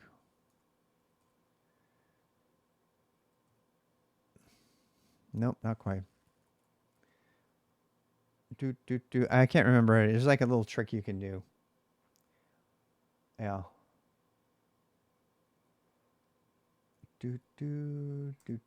Nope, that's not it. That's not it. That's not it. Oh wait, it's not echo. It's printf. I'm gonna make this happen. I want to make this work. This is some. It's a cool little trick. If I can get it to work.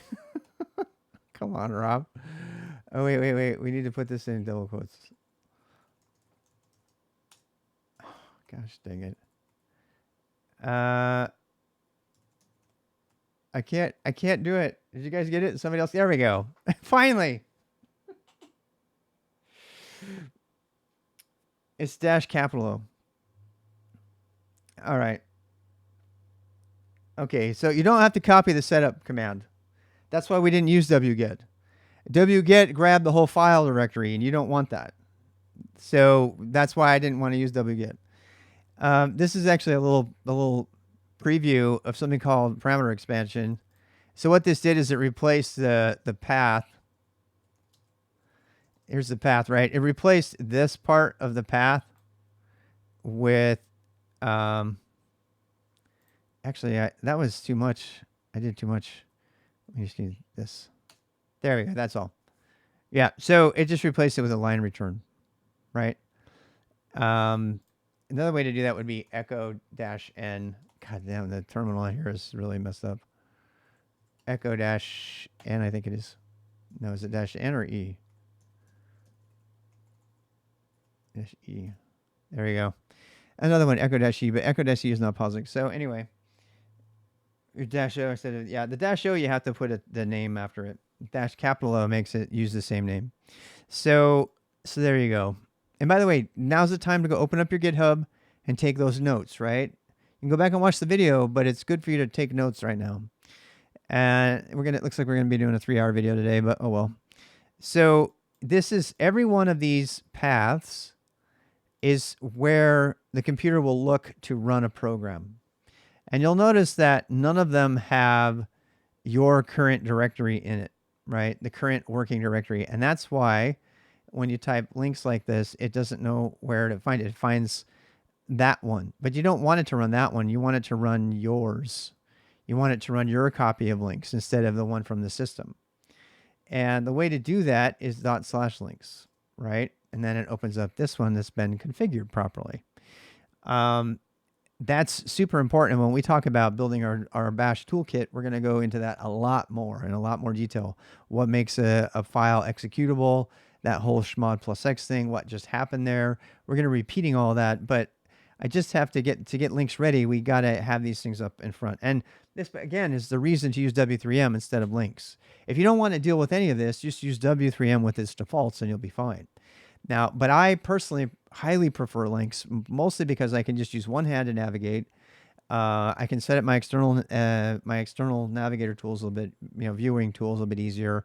I've been using it longer, and I like its formatting of paragraphs better. That's the reason that I prefer links more than W3M.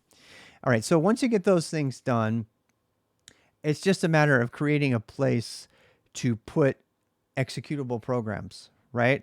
Well, we already know that we created, so if you find dot, you'll see, do a find space dot, and you'll see every single file on your system, right? Another thing to do would be tree dot. If you don't have tree, by the way, tree is kind of cool. It shows you an organization of your files. So let's go ahead and install this. Sudo apt install tree. It's not standard. Usually people won't have it. Find dot will always work. It's just a little bit more verbose. But if you do tree dot now, you'll see the organization. Now, as you can see, it didn't show me all my files. I probably have to do -A to see everything. There we go. So I'm going to use my buffer, my tmux buffer, to go up. And I'm going to see all of the files that are on my system and how they're organized. Some people will use a fuzzy finder and things like that here, if you know what that is. Right now, we don't care. We're beginners. We were just showing you where things live, right? So the XDG standard that somebody mentioned in the chat, it can go before or after. It doesn't matter. It doesn't matter where it goes. So if we see, we can see that there is a .cache directory, which is designed to be used by applications to store things temporarily that should be able to be blown away at any moment. And then there's .config. This is where applications standardly put their configuration files, and that's where we added our stuff. This thing is defined by the X desktop environment team. It's complicated, but they're the one, XDG it's called. And it was largely led by the Pulse is an audio thing. So anyway, this is the standard place to put configuration files, and that's why we put our Lynx files there. Okay. And then you can see less does not follow the standard at all. It puts it wherever it wants to. GTK does not care. And then we start to see some other things. So .local is another standard that's been defined to put stuff, right? And we see that .ssh also doesn't care about the standard. It puts everything wherever it wants to. That is such a well-established standard that most people are not going to complain about that. Vim also doesn't. One of the biggest complaints that people make about Vim from the NeoVim community is that it doesn't follow the XDG standard. VI hasn't followed the XDG standard since 20 years before there was a standard. So, I mean, if they have any excuse, they certainly do. That is not a reason to use NeoVim. So we have this binary that's just sitting out here, right? It seems kind of odd. Wouldn't it be great if we could put it someplace that seems kind of standard, right? That's kind of hidden from us. Well, we could, if we want to do that, the place to put that is .local bin, but we probably don't have one. So let's do make dir -p .local/bin. And now I'm going to move links into .local/bin. And now you'll see my current directory is empty. And so then we can do this. We can say links. You can say which links to see which one it would still use. Oh, we see that it's using the wrong links. It's not using our links. Why not, Mr. Rob? That's because our path has not been updated. So let's actually update our bash RC with a couple things that we'll talk about at length when we do bash configuration. But I hate asking people to trust me on this, but in this particular one case, we kind of have to. So we're going to edit the .bashrc file, not bash profile, not any of those others. And we can have that debate later. We're going to edit .bashrc directly. We're going to go all the way to the end of this file. You should know how to edit files at this point. We're going to go to the very end, and we're going to add some stuff. So the first one we're going to do is we're going to make an alias for that path command that we just did, right? So we can make an alias for path. You don't know about aliases, but we're going to do it. So, and because I want you to be able to read your path a little bit easier. And // and then a colon, right? And then a slash, and then a \n. And we want that to be echo-e or printf. Echo-e will be fine. All right. So then let's close the file. And anytime you make changes to your bash RC, you need to create a new shell. So exec bash-shell to get a new login shell. And then let's just try our new command, path. Oh, we got it, but we screwed it up somehow. What did I screw up? Oh, hey, let's put set VI in there too. All right, so let's put that in there too. So set -o VI. So that means every shell will default to VI in the history. It's supposed to be 2 slashes. Whoops. Okay, so I think exec bash-shell. And now what do we do here? Let's see, path. What am I missing? What am I missing? I got it all down last time. What am I missing? I got it to work before. I can't remember it now. I don't remember it because I have it written down in my bash RC. It's been there forever. You know what? That might be the thing to do, is to just go look at mine. Is it printf? Yeah. Grep print from Oh. Do, do, do, do, do, do, do.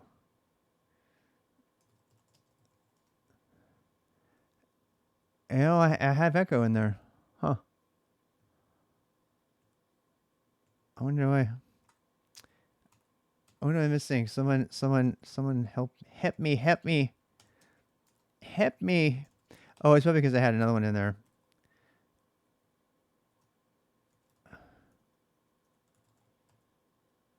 Oh, did I use dash N? Did I use dash N?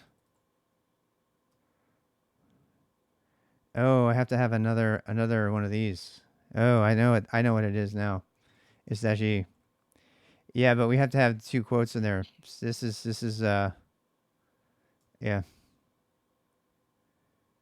Yeah. Yeah. I think I know what the problem is.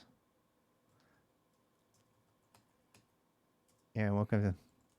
There we go. All right. It's working now. Yeah. The dash N was wrong. So it's dash E. Just put single quotes around it. So we'll get into aliases and all of that jazz. I promise you. It's a chicken and the egg thing, but it's kind of fun, right? So and now what? So now we can see our path nice and easily. The ones on the top are first, right? Um, you know what's interesting is that this actually sees user local bin by default. When was that added to the path? That was not part of the standard before. I'm finding something out that's kind of cool, actually, my friends. They added that to the path by default. We don't even have to add it. I was about to go add it. We don't have to. That's so cool. When did they add that? When did they add that? So now watch. Which links? It finds the right one. So what does the which command do? Locate a command. So that gives you the first command that hits in the path. And now that you know about the path, you can see which things it's looking for first, right? And that's what's happening there. I think there's three of these because I did three different login shells, and whoever wrote the code that's doing that didn't not add it more than once, which is really stupid. That means whoever wrote the additional path changes is an idiot. They don't know how to write shell code. But I don't care. At least it found it by default. The only reason these things are appearing is because they have something in their bash profile that they did where they wanted to check that, but they didn't check if it was already in the path, and so they just keep adding a new one, which is wrong. It's wrong, and we're going to talk about why that's wrong when we do our bash RC setup. And I'm going to show you a much more elegant way to do that. And those of you who know what I'm talking about will be able to go immediately identify this. I'm going to show the advanced people so they can go look. So, yeah. The proper way to do a path, again, I'm getting kind of ahead of myself, but this is the only way to do a path. You should add a path append and a path prepend. And what this will do is check to see if it's in your path, and it will add it. Otherwise, it won't. And if it will only add it if the file exists. Okay. So that is the right thing to do. Yeah. Anyway. So back to where we were. So now we have links that works. Links skillstack.io, and we don't have to put the thing in it, right?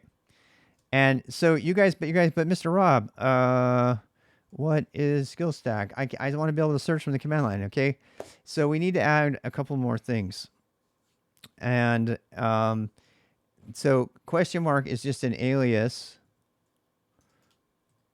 Type question mark is alias to duck. So we have to add some more scripts.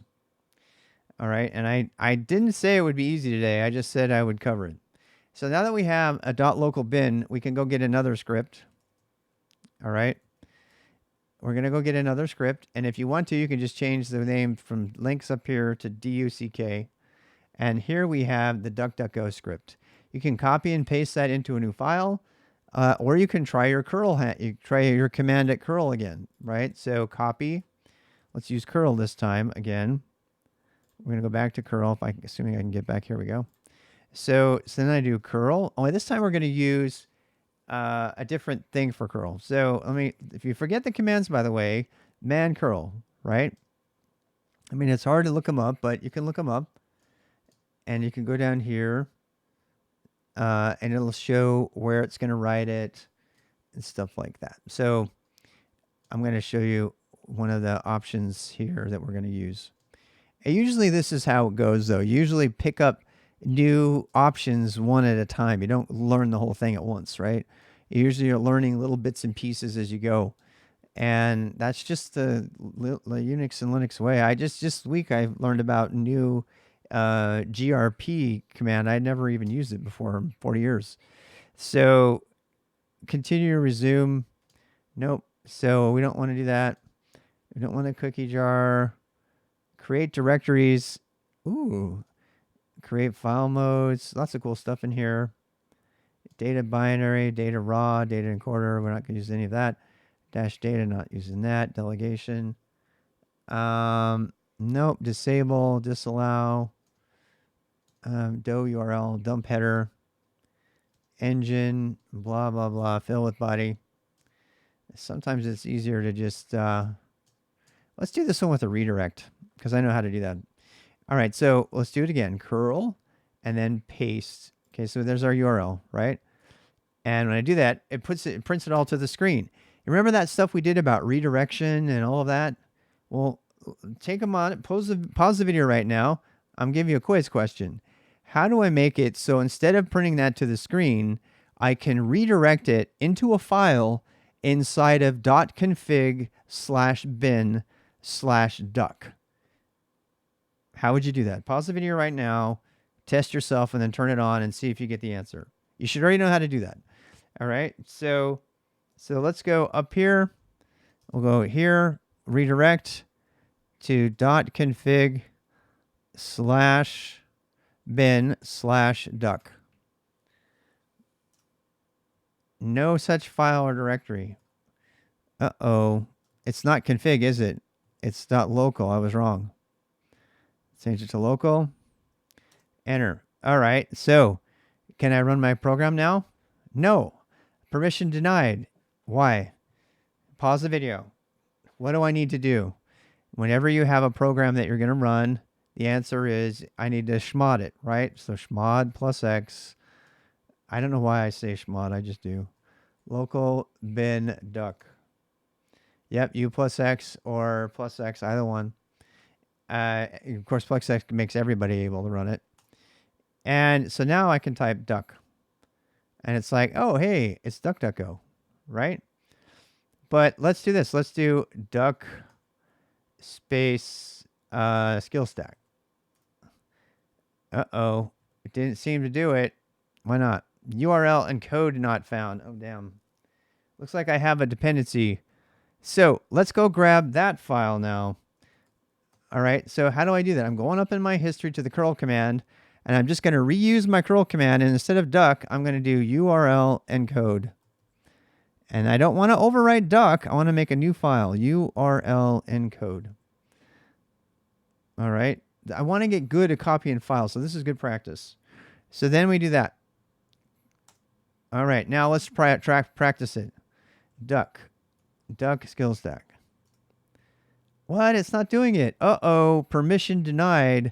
Well, we know what's wrong there, don't we? We can even go reuse our same one with the history command. Change duck to URL encode. And we're going to change that.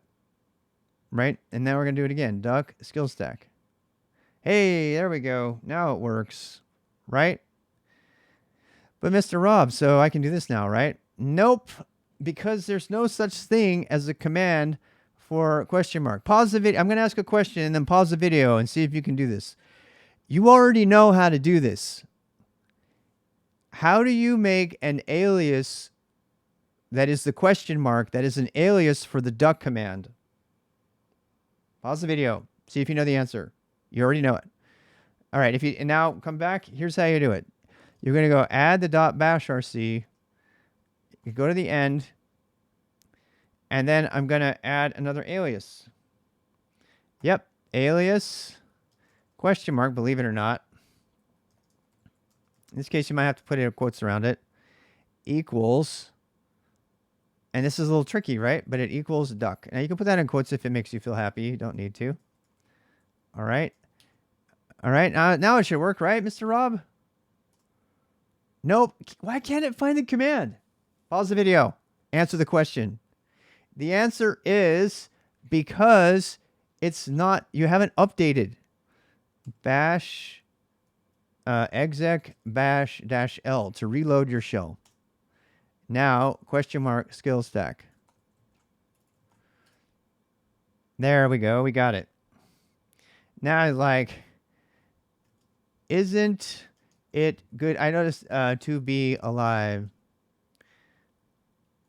Ain't it good to be alive? It's working, right? Now, if I wanted to put a comma in there, it's going to fail, right? Why? If you have commas and quotes and you actually care, put those in double quotes. We haven't talked about that on our bash scripting yet, but that's what quoting would do if you wanted to search for something with a quote in it. And if you wanted to search for something with a double quote in it, you would wrap that in single quotes, right?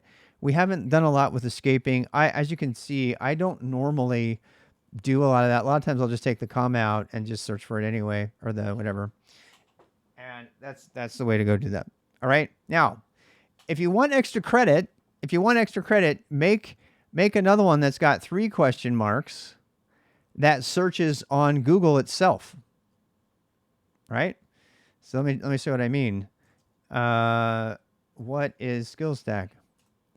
Now, I don't know if you can see this, but hey, I didn't search DuckDuckGo this time. I searched Google. So this is Google search results. Right? So Google search results. This is Google search results. Yeah. And then you have to type that every time.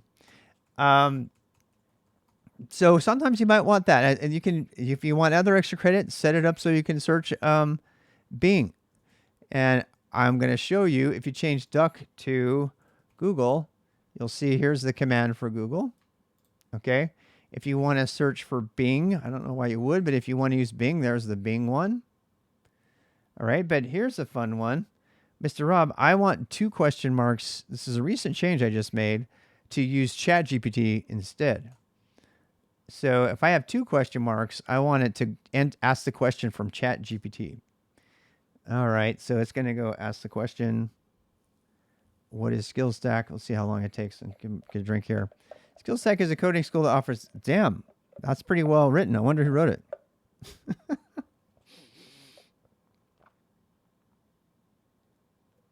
Google search does look horrible. I agree. I know. It was like they deliberately, oh, you want to see something cool? Watch this. All right, so if you do, watch, look at the raw results. You see how pretty these results are? Aren't these pretty? Right? Now, let's say you want to see those results actually in a graphic web browser. Push comma. If you're honest, this will not work if you're SSH'd in. This only works if you're watching this video after you've installed Linux Mint and set it up properly and you have Google Chrome installed. But it won't work for you. But if you have that set up, you push comma, and this is what the actual DuckDuckGo search results look like. Pretty cool, huh? So yeah, and if you go back, you'll see that it's not the same with Google. Yeah, here's Google's, right? Here's the Google search results. But if you push comma, you get this, right? And then there's, all your SKILSTAK stuff. So again, that's why we're going back to Linux on the desktop, because you cannot do that unless you have Linux on your desktop. And people probably want to do those things. Some nerd over there. Yeah. Some nerd. So the next question you got to ask is, how do I use ChatGPT and why do I use ChatGPT? Let me make sure we cover everything here. I don't want to leave you hanging. Why search the web from the terminal? Isn't it slower to search? I spent a good hour justifying those things.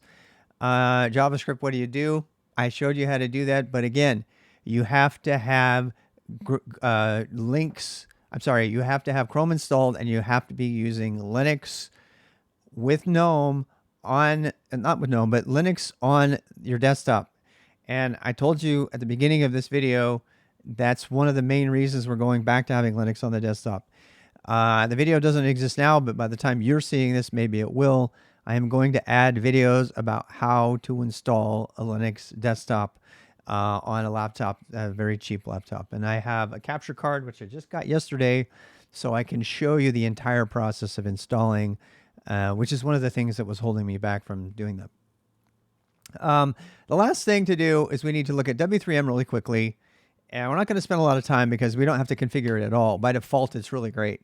And then we're going to use ChatGPT, and I'll show you some stuff you can do to set that up as well. So first of all, W3M. So W3M, what is it? W3M is a modern text-based web browser which has full support for images and JavaScript. And when I say images, one of the things that turned me off about W3M when it first came out is it would try to position the image in your text, and it would scroll all of your text off the screen just to show some digital rendition of the image. And I thought that was the stupidest thing ever. If you're using a text browser, I don't want the default to be try to make some ASCII art version of this useless image. In fact, it turned me off so much I didn't even want to look at it beyond that. It was so stupid. I still think that's stupid. And then someone said, well, you should look at it again. It doesn't do that anymore. And I'm like, okay. So then I opened it up, and then I was convinced that this is a really, really great text-based browser. I don't know, but they did. When it first came out, they did that. They thought it was cool or something. So they did, and it turned me off, and I didn't like it. But nowadays, they've changed their mind on that. And the default, you have to actually go activate it now. Oh, whoops. I have to install this as root. So sudo apt install w3m. My user doesn't have permission. Oh no, I typed my password. So now w3m skillstack.io. All right. Now, as you can see, God, it's got even better. The biggest difference between w3m and Lynx is that W3M has a very, very active user base in 2023. The developers are much more active. The Lynx people are like tired graybeards who are just keeping this zombie alive. And I love Lynx. But some of my biggest critiques, and this will be fun for me because I haven't looked at it in a year, is that the way it was doing the default indentation and stuff like that. You know what I mean?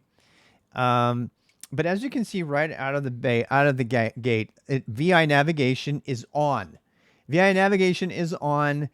It's more intuitive. You highlight over a thing, and when you want to follow it, I think you can press the left arrow. Nope, you can't. You have to push enter, and it goes and it finds it, right? Yeah. You see how this doesn't do indentation? The paragraphs? That has always annoyed me. But they chose to make their paragraphs left justified. You know, it's so much more intuitive for a beginner though. And so I just want to put it out there. I probably should have showed you this first.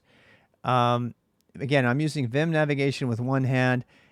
Another thing I like about Lynx is when I push down arrows on Lynx, it goes to the next link.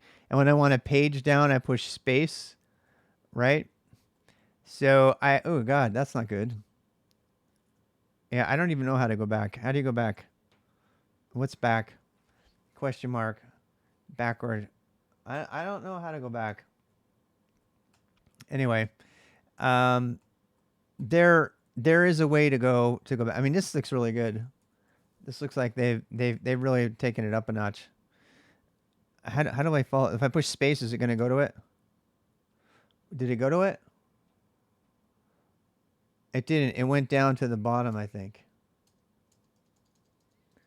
Yeah. So space is one page of text, it looks like. Space is one page of text. I don't know how to go back. So what if I do back on the previous? Okay, that was... I don't know if it has GG. Let's try. GG. GG goes to the top? Damn.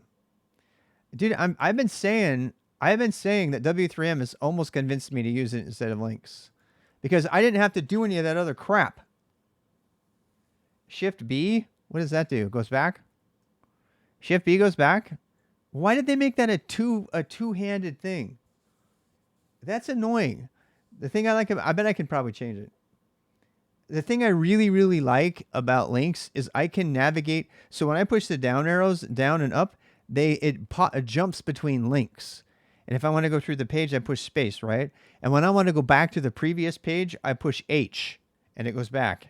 When I push H here, it doesn't know what to do. I have to like bring my other hand, put my coffee down, and do apparently Shift B to go back. I don't like that. I don't like that. Yeah, there's so many ways that this is better than Lynx. The biggest reason that W3M is better than Lynx is the defaults just work. It's intuitive. It's the way you'd want to use it. You know what I mean? But there are many things about it that I still have got used to. I don't like that I have to do Shift B to go back, but I bet you I could map H. I bet you I could map H to go back. So you're looking. It also renders. It renders a little bit differently. It actually does under spaces and stuff. I mean, I'm every year when I do this, I always teeter on moving off of Lynx and moving to W3M. I don't know if you can browse right. That's you know what? Let's try it. Let's try. Yeah. Wait, quit. Yes. Okay. Let's try to go to some pages that are like really broken. By the way, if you want to change your web browser from W3M, from Lynx to W3M, because you don't have to configure W3M, it just works, right? You can do. I'm actually, I'm seriously thinking about switching to W3M this year. Yeah, if I can get the, because you saw the crap we had to do with Lynx, right?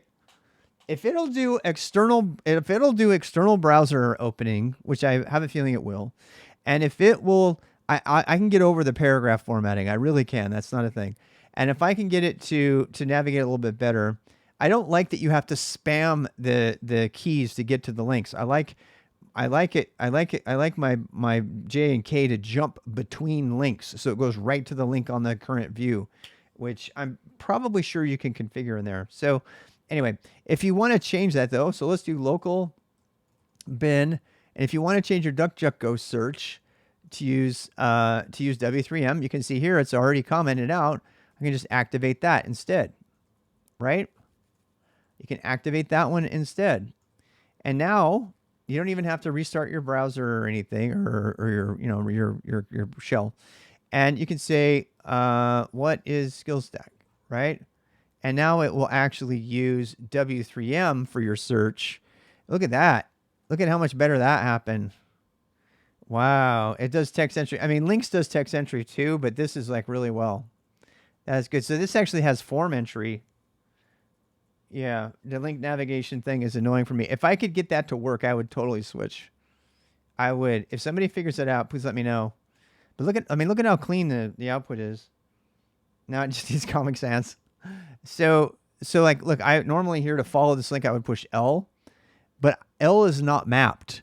So I have a feeling W3M is just waiting for me to map L to enter or something, and H to Control B, and that would be one step toward me getting rid of links permanently.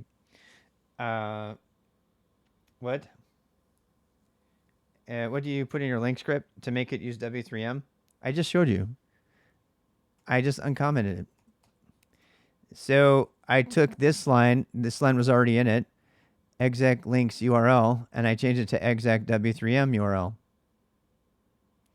Right? So now when it searches for SKILSTAK instead. It does take a little bit longer to start up. I noticed W3M takes slightly longer to start up for whatever reason. I don't know why. Yeah. Follow a few links and then hit S. Yeah. Okay. So here's a YouTube video that I want to open this YouTube video. How do I do it? How do I do that? I push enter and I can't see anything. How do I open this with an external browser? Oh, I've seen this before, right? Delete from the buffer. Yeah, W3M is really great. I really do like it. It's come a long way. It really has. I'm kind of annoyed that I can't. There's probably an external viewer thing, but I don't know it for W3M. I think I need to configure W3M like Lynx if it's possible. If it's not possible, then I mean, maybe next year we don't even cover Lynx anymore. I really would like to move to W3M. I really would. They've made a lot of significant progress. So I have no idea how to open an external browser in Lynx. I also don't know how to open up the help. Does anybody know how to open the help up in W3 and W3M? I don't know. I don't know. I said this was messy. I want my help. How do I get help? It's capital H? Oh, capital H. Okay. All right. Thank you, everybody. All right. So capital H is, let's see, cursor left. I'm pretty sure. Oh, you know what? You know what it is? They're using Emacs navigation. Yeah. Control N and P. This is Emacs navigation. There's got to be a setting that sets it to VI navigation. You need to download piped into MPV to play YouTube videos without browser. Very, very nice. I would be so into that. I would be so into that. I would be into that. Yeah. O is for options that set the default browser. Oh, really? Very, very cool. So I could be convinced to use it. People have been on me since the dawn of time, and I started streaming in 2020 to get to use W3M, and I voiced my serious disagreement based on the default settings. But those default settings are ancient history now. So modern W3M is looking very, very good. It's looking very good. I love it. I mean, especially after all the crap I had to do with the link stuff that you just saw me do, right? They don't have VI map by default. If they did, then H would do the right thing. So, you know how I know? Because look right here. Right here. Back is control B. No, back shouldn't be control B. It should be H. How do I do that? How do I map it? Let's do it right now. Type M to open what? Unable to access document. Oh, that's my built-in browser. That's my built-in browser, right? Yeah. It's cursor left. What are you talking about? I don't know what you're talking about. Quit. No. How do I leave help? I want to get out of help. How do I get out of help? H again? I don't know what I'm doing. But I want to learn. I want to learn. So go to the end of line, and that's all nice. Cursor left. Cursor left with edge touch sides. Don't know what that is. Q. Q didn't work. I don't want to exit all of W3M. I want to exit help. Why would it be B? It wasn't B to get into help. It was capital H. It's also not. It's also not. No, apparently it's not B. It's not B, and it's not capital B. What did I break? Maybe I had something in my buffer because it did it after I did it twice. But this is kind of like, this is kind of like my history with this thing. All right, so B. I mean, yeah. I don't know. When I normally I'm here, when I go down, it pops to each one of the links, and I don't like having to go to each link. So that I mean, I could get over that, but yeah, let me try that thing again. So here's help. I want to go back. Escape does not take me out. All the intuitive things don't work. So I have to do capital B twice. I didn't look. That doesn't make any sense to me, but neither do the links defaults. So I'm not going to hold that against them. Everybody's got their defaults that they want. If there's a way to customize every single thing, the most important one that I want right now that I can see that I'm afraid they don't have is I want J and K not to scroll. I want it to navigate to the next link. And that's very important for me. If that can't be done, I won't be moving to it anytime soon. Moving around with links is bracket. That means it can probably be, well, that didn't seem to work. It's trying to go to the text-based entry field. Yeah, I don't know what's going on there. Any option under O? Nice. Yeah, very nice. Help menu. Yeah. B moves between buffers. Yeah, well, look, I suffice it to say, oh, this is where we used to live. Suffice it to say, well, that was very nice. Who wrote that? That's like a really great Yelp review. I didn't know somebody wrote that. I'm now reading that. Try tab for skipping between links.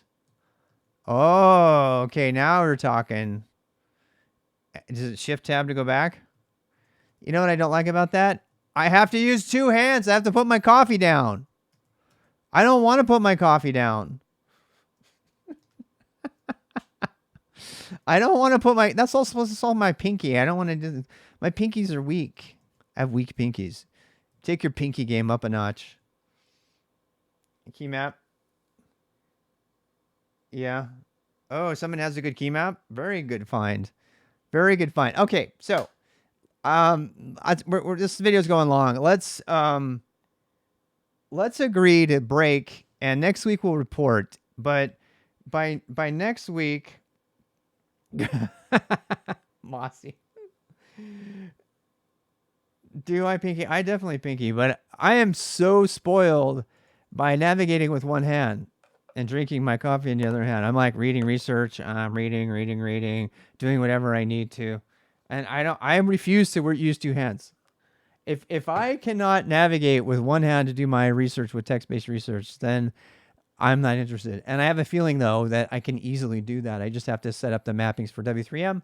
The only remaining pet peeve I have about it at that point is how it does paragraphs. I hate paragraphs that are not indented. You see this page right here? You see how those paragraphs are not indented and they all just kind of like mesh together? Now that is kind of countered by the fact that you do get, bold when there's actual bold text, right? Instead of having color changes that Lynx does, which are the old school way of doing this, there's actual, other parts about the display are more beautiful. This use of color to distinguish URLs is not only a bad idea, it's also bad for people who are colorblind. And my stepson is colorblind. He would never even see that link. There are a number of decisions from the design sense that are not well informed. The use of color only to distinguish. I mean, you could make the argument that links is, stuff is bold, but when it's bold, it's also inverted. You know what I mean? So I have opinions on that. I really don't like suggesting people use things that colorblind people can't see. But web developers constantly ignore the needs of these people. They can be the most woke lord people on the planet, and they still make crap that doesn't work for people who are colorblind and blind. And that annoys me. All right. So, here we go. This paragraph. So just give you a sense of this, okay? So if I open this same exact page with SKILSTAK.io, right? If I open this same exact page, if I can figure out how to exit, how do I exit? Compile time. Links like key bindings at compile time. Damn, there's a bunch of support. Thank God for the community here. You guys have done great things. I bet you could probably even customize the indentation. I bet you could. I don't have any problem at this point saying W3M is the thing that we should use. It's the future. It's maintained by a modern team. It doesn't have a bunch of crufty old crap left over from the 1970s. Its code base is fresher. I am wholeheartedly behind W3M at this point. So it's just a matter of customizing it to work in the way that I've gotten used to it. And so one of my last pet peeves, I'm just going to share. I can't even exit. I can't exit. How do I get out of here? Why doesn't Q quit the program? Oh, it does. Oh, never mind. I couldn't. To be fair, I couldn't see that line because my keyboard was in the way. The angle, I was like, I couldn't see it. All right, here we go. So if I do switch from screen to tmux, I know it is very much like that. It is.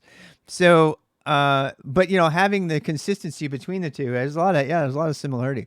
So let's try this. Let's try. Let me just show you that. So skillstack.io. All right. So here's exactly the same page we were just looking at using links. All right. So right away, you can see that I can just space to navigate. And when I push the down arrow, it jumps to the next link, which if I'm going to use W3M at all, I want that because I don't care about anything else. If I want to scroll the whole page down, I'll just push space. Otherwise, I don't want my cursor anywhere but on a link ever. There's no reason. If I ever wanted my cursor on something that's not a link, I'm going to have the tmux copy buffer open because I'm going to be copying that text to something else. Otherwise, if I'm using a text-based browser, the only thing I ever want my cursor on is a link, period, because it's just a waste of time otherwise. And so, but it sounds like you can configure that with W3M, so I'm super interested. Now, look at this. I mean, come on, look at that. Look at that. Look at how much more readable that is. Oh, damn. I remember this was the thing last time that kept me on links.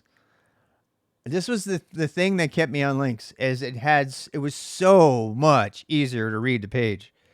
And again, the main point of using a text-based browser is be able to scan quickly. But links has decided that paragraphs get indented, whereas headers are to the left. Another thing links has decided, which I really love, is that links puts any actual code, it left justifies it all the way. So if you're cutting and pasting, you're not accidentally cutting and pasting extra blank spaces there. And I love that. It's like the people that made links actually used, buffers to cut and paste between the different things. And they know when you don't want indentation. Some people will look at at text examples. Let me show you one. So Golang FMT library, right? So let's go look at the Go FMT package. Oh, wait, I'm using W3M again. Do you see how long it took me to get to the thing? I'm like, oh my God, give me my links back. Give me my links back. I am, no. I want my links back. All right, so watch. All right, watch this. Last time I had to hit it like 5 times. Watch this. 1, 2, 3, 4, 5, 6. And then to go that way, look, one hand, Mom. I can follow it over here. Space, space, space, space, space, space. Here's all of my examples. All right, so you see how the code examples are on the left? Well, now I can go do this.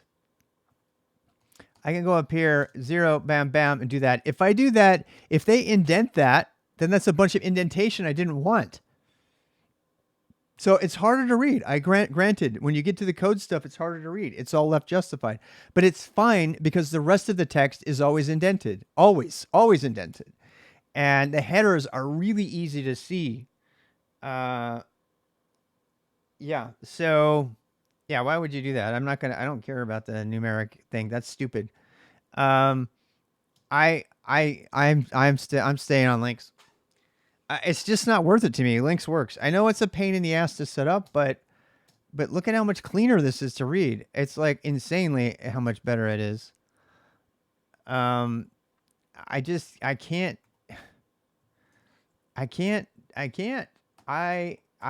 It's just. I mean, look at that. Look at how much easier it is to read that. It's so much easier. Keymap JTab. Remaps. Look, all of the remapping, I have a feeling you can do. But the only thing I care about. So if you're going to get me to switch to W3M, I have one requirement above all the other mappings, which are all possible. I want to say my paragraphs should be indented and headers. I want this. I want my paragraphs to be indented. You can call me shallow. You can call me, whatever, old guy. I can't find it. That's the last time I looked at this. I was like, that's like one of the last few things that holds me up. Why is it such a big deal with me? Because my eyes have learned to navigate paragraphs by looking at the headers that are left justified. And so I have gone to many, many different things where the left justification is critical. It's absolutely critical. And you might not think it is. I do. I do. Now, what did they do instead? They made the header ultra bold and then they made everything left justified without any indentation. That's what they chose to do for W3M. That's their default formatting. If W3M has it together enough to allow me to set up how, like in some sort of template, how I want my formatting. If I was ever going to write a text-based browser, that's what I would do, by the way. If I had a text-based browser, I would use Golang templates, for example. I've toyed with the idea of actually making my own W3M clone that's like a one-for-one clone implemented in Go that uses the Glamour library for colors and syntax so that it keeps all your same stuff from everything else and allows you to set up your own indentation and customize the exact look and feel of your entire browser session as opposed to forcing you to use what they think a paragraph looks like. That would be the ultimate in domination. And I'm going to say it again. A Go-based browser that could be extended that uses a Golang template for rendering that I can manipulate to my extent to make it look however I want and automatically observes the Glamour terminal-based rendering options for look and feel. And if that would be, to me, that would be absolutely the best possible terminal-based browser experience. I mean, because you could then customize using templates. So Golang templates let you set up indentation and how much and everything. So you could actually have fine-grained control. You could actually have a template for your browser session that would be used everywhere. The thing is so cool about that is you could set up your own templates to browse content of different types. So you could actually create a hot list of sites that you want to be rendered in one particular template, and you could have a hot list of sites that use a different type of thing, and you could have them rendered in that template. And you know what that would get around? This. If I had the ability to do that, I could show all these table of contexts that come up at the front. They're annoying, but I don't have the opportunity to turn them off because I don't control the rendering template. But if I control the rendering template, I could say, look, if this is a table of contents or it's got a Kubernetes, the Kubernetes one is completely, it pushes a page down 12 levels, right? There's no way we'll ever be able to get around that. But if you had a template-based terminal client that allowed you to use those things and set up those templates depending on what sites you want, you could say, okay, I want this site in this template and this site in this template, and you could completely omit the table of contents. You could actually say on this website, I want to omit these things, and you could give even more control to the reader about how to browse that particular site. Yeah, there's been a lot of key mappings. But what I'm looking for is beyond a key mapping. It's actually a template. Links in W3M and go back and forth for certain things. Yeah, I definitely do that, but I don't. The problem is I don't need W3M for anything. W3M doesn't give me anything that I don't already have with links, except for the annoying, the cleaner installation and defaults that work out of the box. So the reason that I talk about W3M and links in the same boost day is because some people are going to be totally fine with the defaults on links. And because it works by default, just with, intuitively, that without all the extra setup that I took you through at the end, pain and suffering, then they're fine with it. But I've been using links forever and I really got no reason not to use it. I don't. I've been using it forever. I like the colors formats better. Look at this. It indents. It actually indents further. It actually follows an indentation style, which is to me what you should be doing if you're outlining text. You should be indenting things, and W3M does not do that.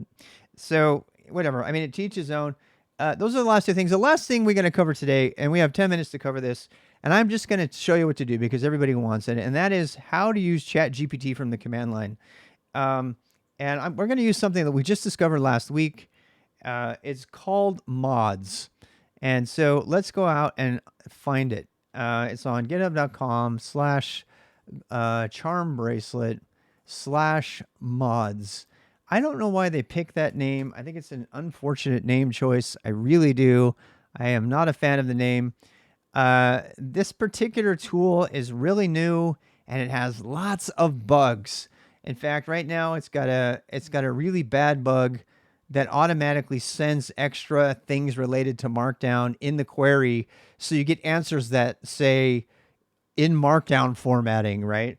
It's really dumb. I mean, it's made a bunch of stupid choices with that regard, but it is a brand new thing, so it's worth looking at. But let me show you how to set that up. Um, so if you the first thing you probably want is a program called GPT, and you already know how to copy these down. So this is in the same place as the other one. It's in my dot files. You can probably just go back in your history and use the other command. In fact, let's search through our history. Let's do that, okay? So what did I do for that? Let me show you again. Let me repeat those keystrokes. I'm going to wait to reset. So I'm set-ovi now, so I'm in VI mode. I'm going to search through my history. Z shell users and people would normally be typing a little bit and then hitting tab. No, that doesn't work everywhere. You know what does work everywhere? VI mode. So what I can do is I can say this. I can do escape to put me into control mode, right? And I push the up arrow. I see that I'm in escape mode because that was the previous command. And now I'm going to search through my entire buffer, my entire history buffer, and I'm going to find the command that has curl in it. So I type /curl, enter. That worked.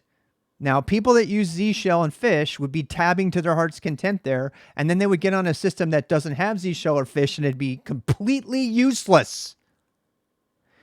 Those people who learn set-ovi will know how to get to that line using the power of searchability. Search-centric computer use, my friends. Search centricity. I cannot overstate this. Search centricity. Don't depend on tab for everything. Learn to get good with search. So we did search. We got right on the one that we wanted to.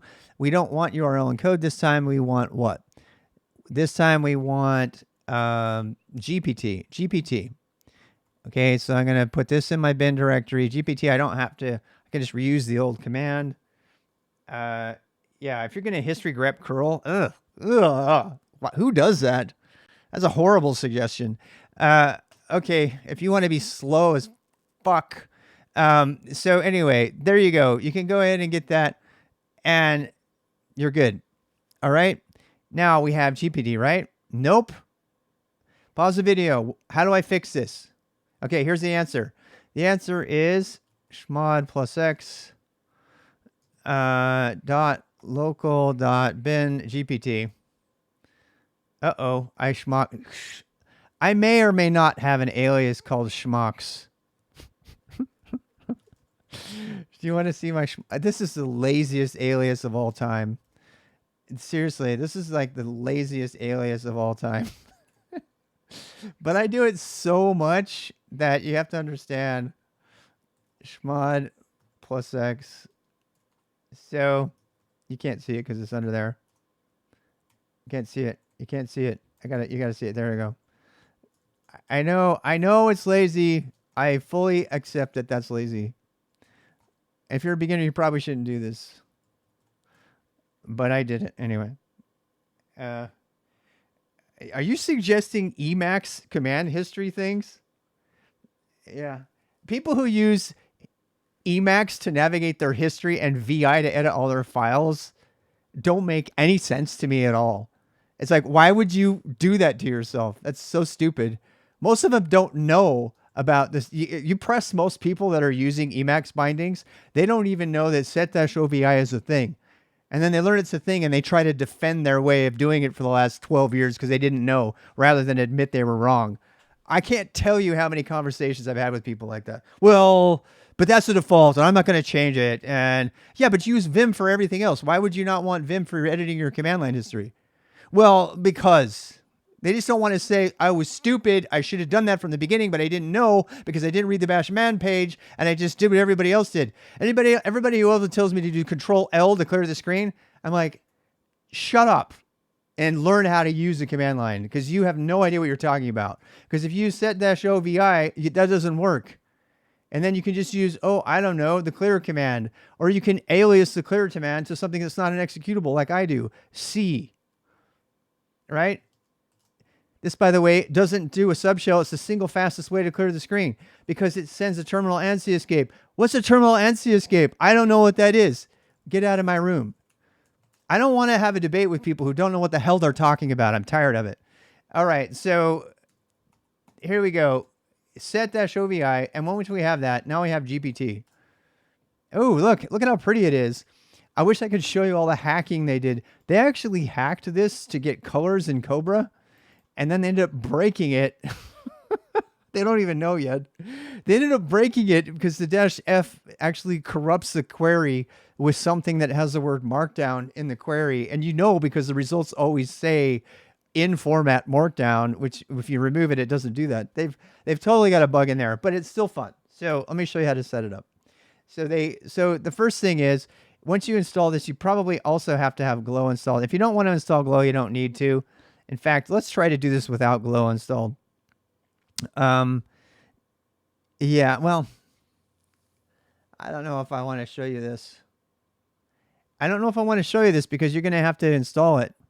And the installer is a little bit trickier than curling down a file. Yeah, the installer is a little bit harder. Yeah, I've just reminded myself that the installer is a little bit harder. Yeah, I don't know. I just might be premature to cover this one for you guys. Okay, so it's a Go program, and you guys don't have Go installed. Yeah, let's see. Let's still give it a shot. We'll give it a shot. If I don't finish it today, we'll definitely have a separate one for this.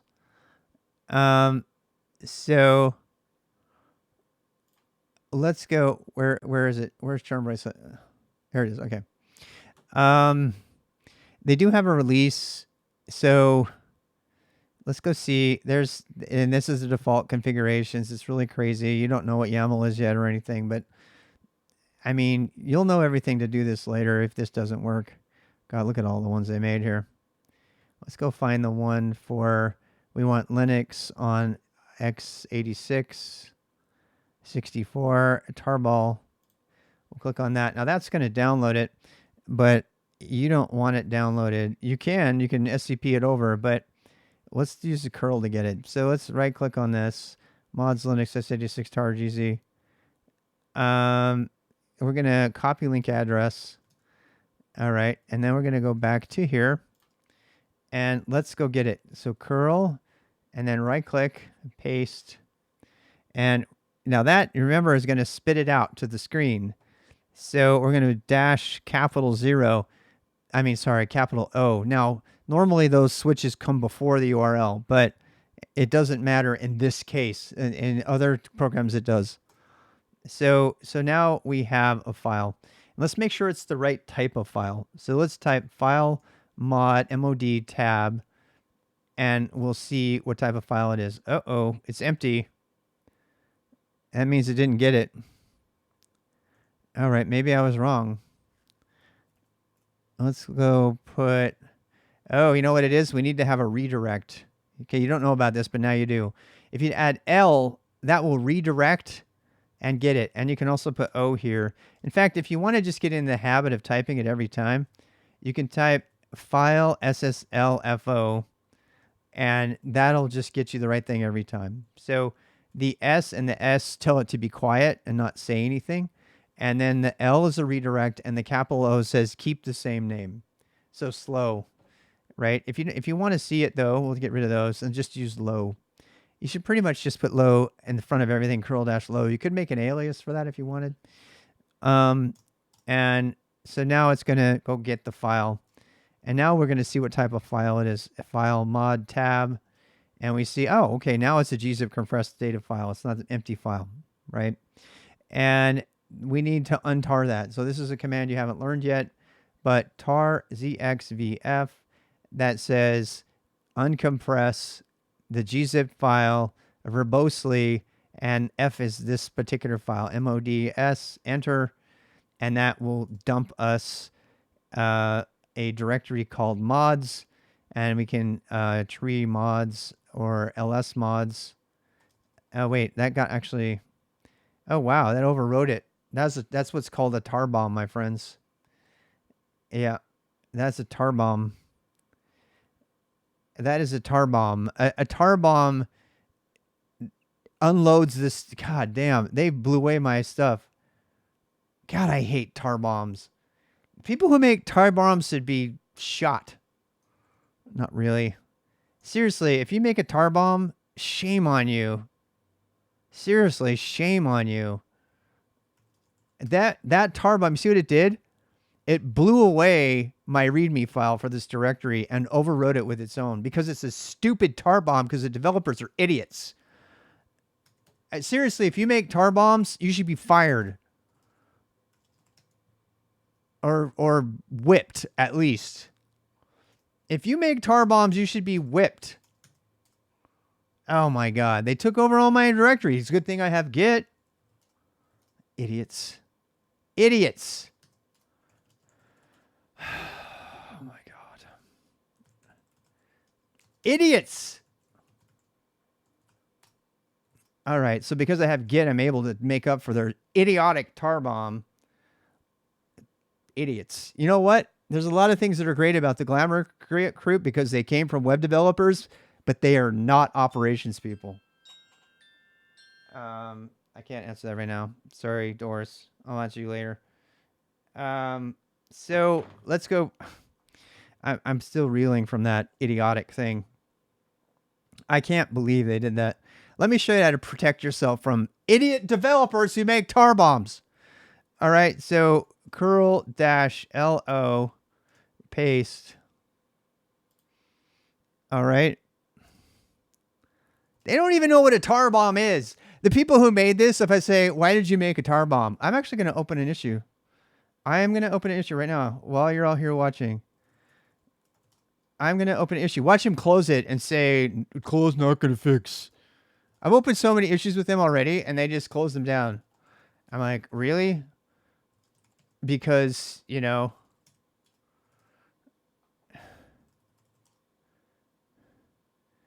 set default. Just like default remote repository. I don't know what that's up. What's up with that? I'll have to fix it later. Oh wait, I'll do it another day. It's not because it's not doing the set default repo. It should. All right. Okay, just bear with me. If you don't want to watch this, pause the video or fast forward it.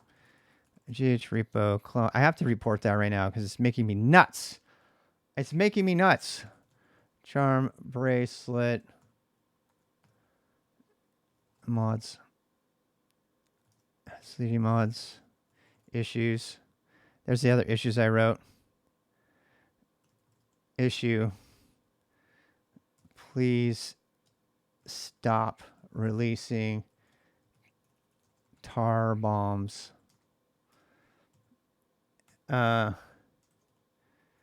Your current releases create tar bombs that will overwrite any file with the names of the files in your release. This is a very well established anti-pattern in the industry. Please create a folder, probably mods instead, and properly tar that folder to avoid this. We had fun revealing. I don't even need to put that. I don't want to put that. I want to put the entire YouTube stream, you know, like 80 people or so just saw how crappy you guys are as developers. I don't want to put that. That's really mean. If I do say it, I don't want them to come find it. They're going to find it anyway, and I don't care because that's like unacceptable. Unacceptable. The only way to save yourself from that, by the way, is to look at it first, right? You do a TVF and you look at it and you see what it is. And you see by doing the TVF, we should probably get doing the habit of doing that. But I think I should have done that first to make sure it wasn't a tar bomb. License, readme mods. I was like, damn, this is like really broken, right? And so instead of doing that, what I could do, so now that I know that it's a tar bomb, I can make a directory called mods, which is what they should have done, and they didn't. I can cd into the mods directory. I can move mods into the directory, and I can see into mods, and then I can tar xzvf mods and get the file, and now the file has not blown everything away, right? Now it hasn't blown everything away. It's in there. It's contained. It's doing the right thing. And so, Annie, how are you doing? Thank you for the sub. That's very nice of you. We are, yeah. Okay. Anyway, I don't know if you saw we're going to do some different stuff this morning. We're going to do some install stuff. So now what? Now we have a binary. Let's move that binary. We know how to do that. Pause the video. Pause the video right here. How do I get that binary mods file into my path where it will be executed? How do I do that? Also, another stupid thing with that. I don't know what's up with that. So how do we do that? Well, here's how. And we can move it because it's just a random copy. Mods is the name of the binary, right? .local bin, right? And it's already an executable, so we can type mods, and now we get the command mods, okay? So there you go. What's that? You're typing content is hidden from some key. I know it is. I know it is. I know it's hidden on occasion. And that's because we installed screen key at the last second right before we did the stream instead of customizing it. Deal with it. I'm sure you'll be fine. And you just pause it. It's also transparent. So normally I put it at the top or in the corner or something, and it's not set up to do that right now. So what else do we got? Right now we have mods is running, right? So you should be able to just run mods and then put the question mods should I use ChatGPT? And it will say, uh-oh, you need to go get a key. All right, so this is how you do this. You get on here and you click, and then it opens up a web browser for you. It was supposed to anyway. I think I might have to option click. Yeah, it's control click. Sorry. All right, so I'm not going to do this for you. What you have to do is you have to update the platform. You go here, you create a free account, and they give you a token. All right, I can't do any of that here, but that's what you do. All right, and then very idiotically, they tell you, and I opened an issue with this and they closed it. Very idiotically, they tell you to put your secure token in an environment variable. And if you do that, you're a moron. If you put secure passwords in environment variables of any kind ever, I don't care the containers required it. If you do it, you're a moron.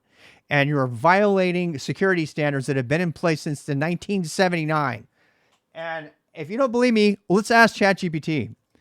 In fact, when I opened the issue, I even asked ChatGPT if it was a good idea. They made a tool to query ChatGPT that breaks the security that ChatGPT knows is a bad idea. Let me prove it. So, is it a good idea to store tokens and passwords in environment variables? Let's see what ChatGPT has to say about this. I already know the answer because I already put it in the ticket that got closed. And I'm going to show you how to get around their security flaw. If I'm annoyed, it's because I'm tired of making workarounds for things that people should have done right in the first place. All right. Storing tokens and passwords environment is generally considered a good practice for security reasons. What the hell, ChatGPT? You're throwing me under the bus here. Using environment variables helps to keep separate sensitive from application code. No, this is not it. That's not the answer. Oh my God, ChatGPT, make up your mind. Here are some advantages of storing tokens and passwords in environment variables. Improve security? Environment variables are not foolproof. You don't believe me? I'm going to show you. You want to see what ChatGPT said the last time I asked? Okay, all this does is prove ChatGPT is an idiot. No, seriously, look at this. They retrained it. Look. I have it on file, so I'm gonna go show you. Tokens in ENV vars is insecure. ChatGPT agrees. Check it. There it is. I said, is it safe to store passwords and tokens in environment variables? No, it is not safe to store passwords and tokens in environment variables. Everybody who has basic programming backgrounds knows that, bro. Okay, bro. Such an idiot. It's such an idiot. God, I hate dealing with open source developers. I really do. They're such idiots, and they all think that they're so smart. Just like me. I'm no better. The difference is I'm right most of the time. Not all the time. They all say the same thing. Did you really need to make that comment? I mean, seriously. Let's have a life lesson here, people, as a developer. What does this comment do? Everybody who has basic programming knows that, bro. What advantage does that comment give? And by the way, what are they even referring to? Are they referring to the fact that passwords and tokens in environment variables is a bad idea? And why would they make such a comment that's about to be turned off by somebody who actually has a clue? I don't want to talk anymore about that. I'm done talking about that. Okay, here we go. Full stack React developer. He is actually. We looked it up. we actually looked it up with no contributions at all. Environment.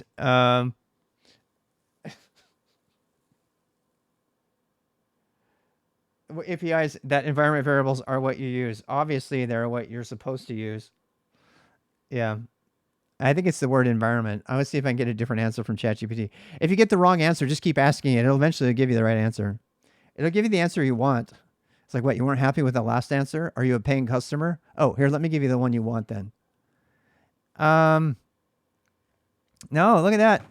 Same exact results. That is surprising and funny. I mean, I'm going to ask it exactly the same thing. I have to know if it's going to give me the same answer now. I want to know.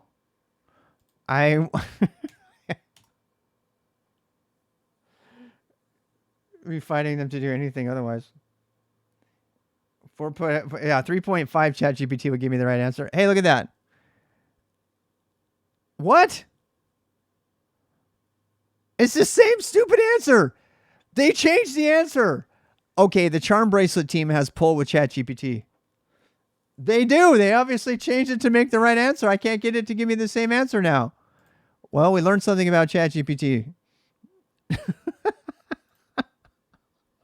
No, it is not safe to store them in environment variables. And then, by setting temperature equals 0, well, I just wanted to agree with me again. Shema got lobotomized the past few months. Oh, yeah, because they're trying to do 4.0. I mean, look, obviously, it's slightly better than Stack Exchange at this point. It's slightly better than Stack Exchange. Don't ask it for life advice. I don't even know why we're showing you how to install it, but I'm going to finish. All right, so there's a program called Mods, right? And there's another program called Glow if you want to put it on there. And there's one last program that you can install to make everything act the way you want it to. So I'm going to search for curl. And now you see I have the curl low, whatever. I don't want that one, though. I want the curl that goes to my dot repo. So I'm pressing N to search through my Vim history to find another one. I'm going to push N again to keep going through my Vim history. Okay, let's do capital N to go up. Oh, it's not there. It must not have been in this history.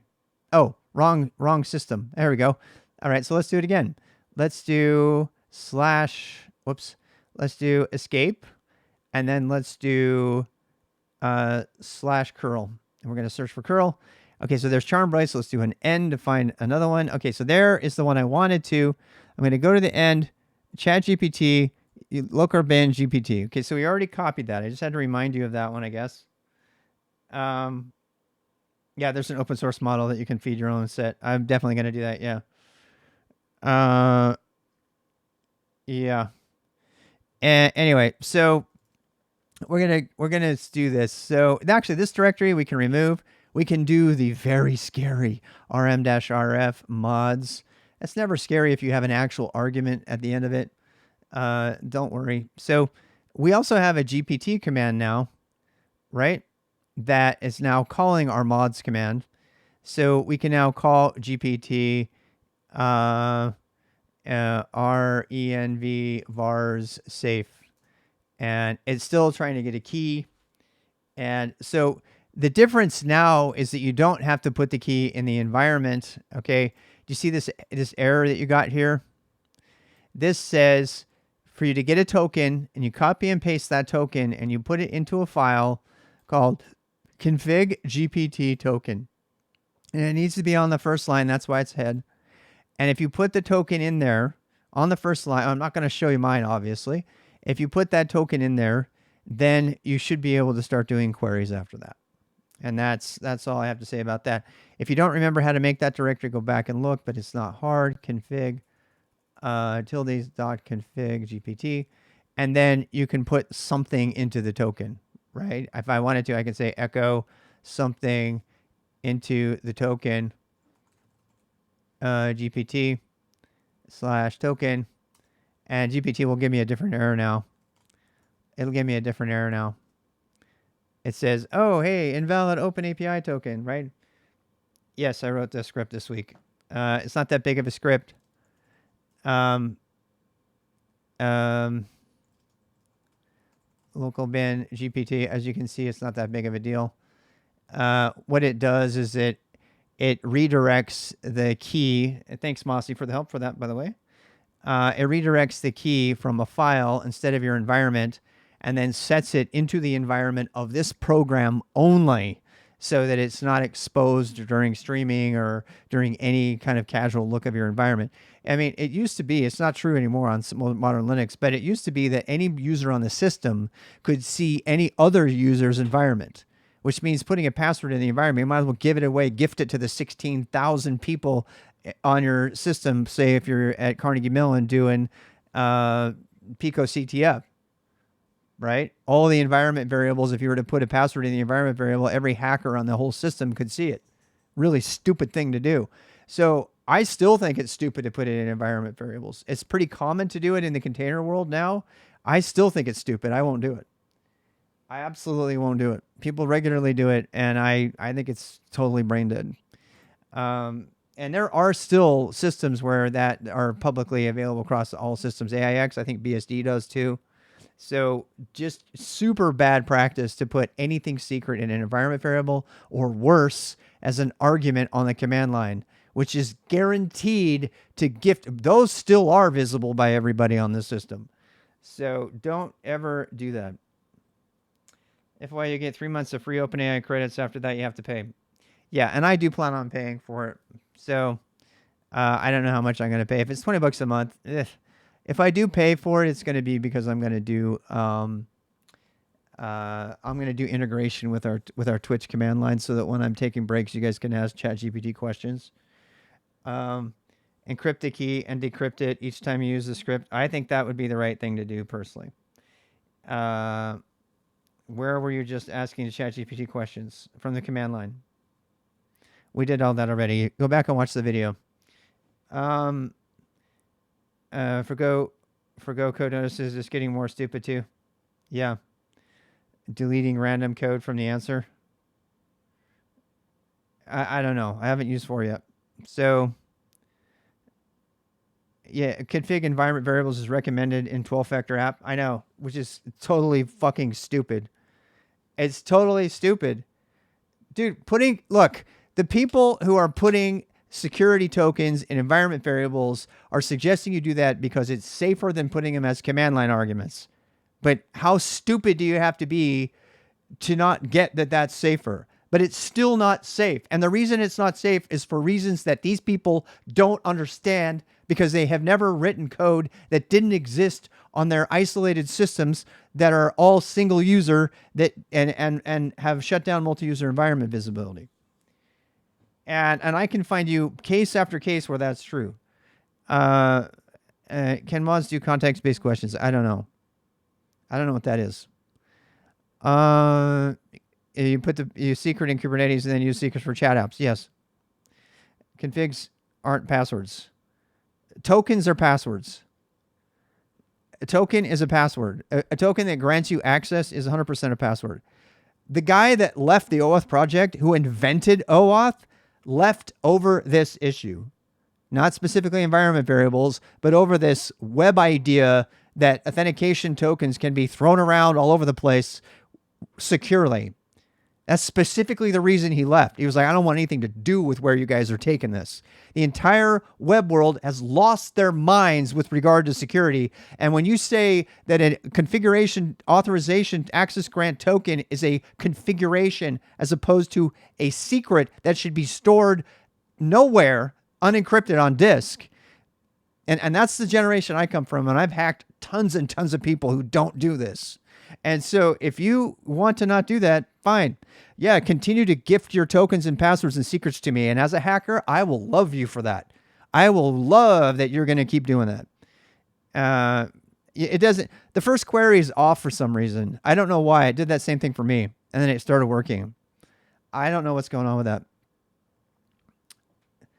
Yeah. So basically, I don't want to have the token debate right now. But if you don't want to have tokens in environment variables, this is how you do it. Now, this is still a token in an environment variable, which is still visible while this thing is executing, but then it's no longer visible after that, right? And by the way, if for no other reason than to not, if you're a streamer at all, if you ever share your screen with anyone for any reason, you never, ever want anything secret in your environment. Because you're going to be querying your environment, you're going to be looking for things, and you're going to dump authentication tokens to everybody who's watching your presentation. The same reason that people don't echo passwords to the screen is the same reason, if no other reason, you should not have tokens in your environment variables. If it's in a file, at least you have to explicitly dump that file and reveal you're an idiot to everyone. But if it's in your environment and people are just randomly querying it while they're doing other things in pair programming or something like that, then you're gifting your secrets to everybody in the presentation who's in the pair programming session. If you want to do that, and I have fights with my colleagues all the time that I deeply respect and love, seriously, and they think it's fine. They come from the container world. They think that's the standard way to do it. And they say, no, well, just tell me what other way to do it. And I'm like, I don't know. The entire container world has lost their mind. They depend entirely on passing environment variables to initialize new containers, which is another reason I don't want to use containers anymore. Because they just don't get basic security. And if I have to tell you why it was a bad idea to set a root pipe with root permissions in Docker, I mean, if we have to go back and talk about all the problems with container security from day one, and the reason Docker lost their mind by making crap that had to be overcome through Podman saying, you know what, all that shit with root containers was always a bad idea. And now the entire world is suffering the consequences, including this crap by passing tokens and environment variables.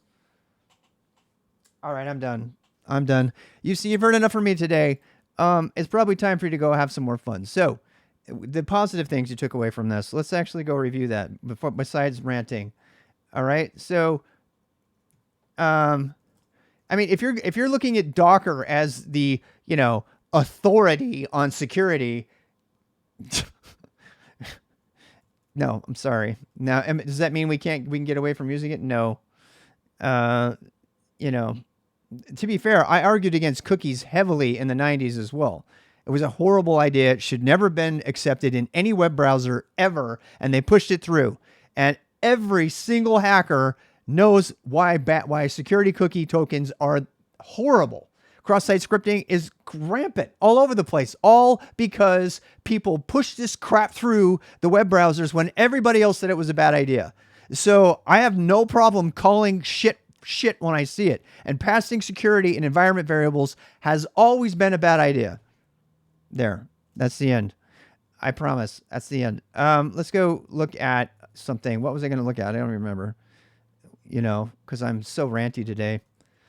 We're going to go back to the SKILSTAK docs and review what we learned today of significance.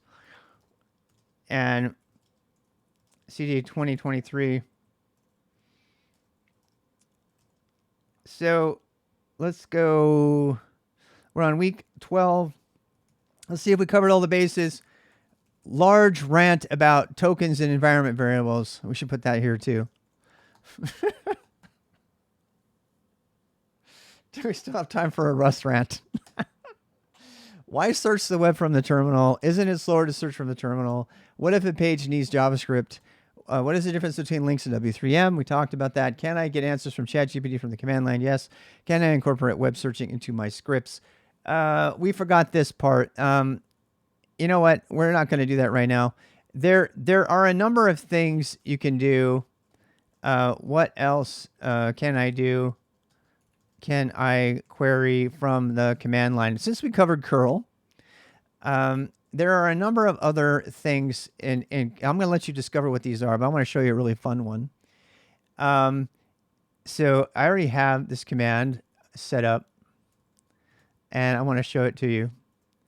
So I have a script called weather, and I want to run it for you. So this gives me my weather, right? And I put this usage of the command line into this particular week because it kind of falls into the getting information querying from the command line. And this is so under the hood. Let's look under the hood, shall we? We'll look at the weather command. That is all it's doing. And so what I want to Igor Chobin is a god, by the way, the guy who made WTTR.in. There's an entire universe of text-based ASCII art queries that you can do from the terminal. You can watch the entire Star Wars movie as ASCII art from the terminal if you want. There are so many things. You can make it do weekly weather. There's another one that is particular. This is a weather one, but there's another one. What's it called? There's another one that you can ask any questions. It's kind of like a ChatGPT kind of thing. What was the name of it? I can't remember it. I'm sure if I go into my scripts directory, I can find it. So git grep. Let's look at everything that has curl in it. CHT.sh is another one. So since we introduced curl today, I wanted to just mention that there are lots of really great things besides that you can use. Here's how I've used curl in lots of different ways. Here it is. Here's the cheat. It's called the cheat sheet, right? And I have the curl with the S's in that. So I can do a query about anything. Rate.sh. Yeah, there's a lot of them. So we could do cheat. I don't know if I have anything on SKILSTAK. Probably not. Oh, right. Cheat. I don't know. Let me see. What else can I put in there? Cheat. Where? Oh, I think it's like bash ls. I can't remember. I don't know how to use it. I haven't used it in a long time. Yeah, let's just do cheat by itself. So curl cht.sh. There's also ix.io. It's an entirely command line based paste bin, so you can share, cut, and paste with other people. Let me show you that one really quick. So, God, look at that. This is a cheat sheet one, right? So, cheat sheet, help. Wait. Help. Aren't these awesome? Yeah, I thought I'd mention these to you. They're really, really fun. And you can make all of your own favorites. And I'm going to show you my favorite of all. So this is really, really stinking cool.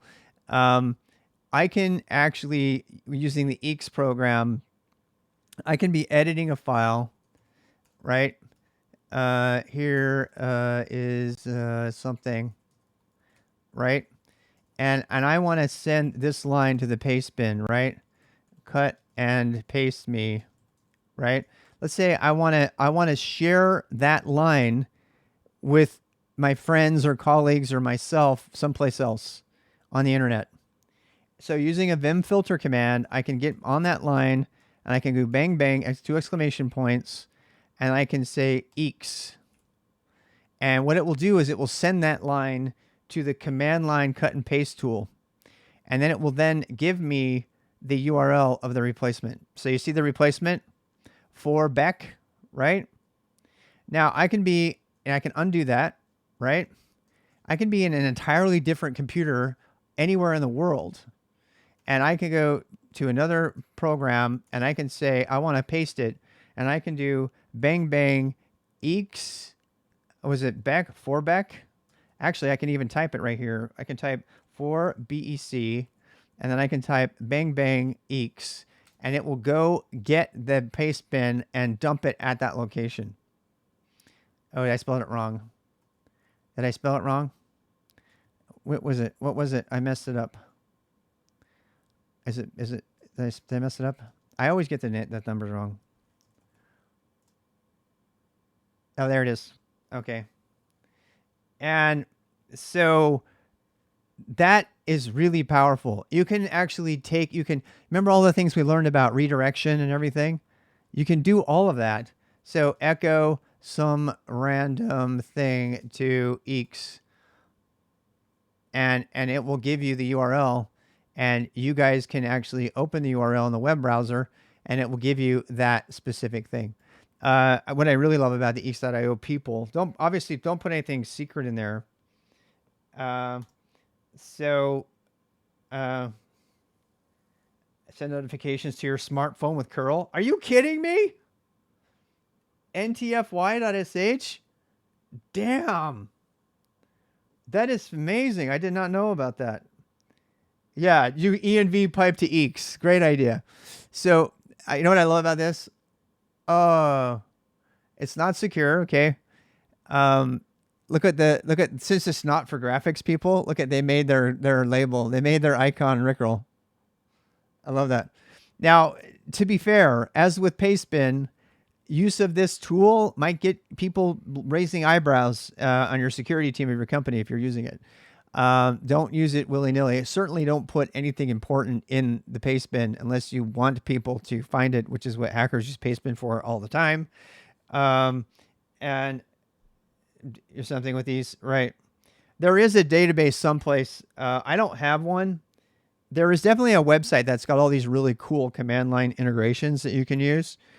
Yeah. And that notify.sh. Yeah. You don't want to use this stuff for why would you? Yeah. You would not send a password to your phone. I mean, it's the reason these people make these things is because they are pretty much counting on somebody to do something stupid.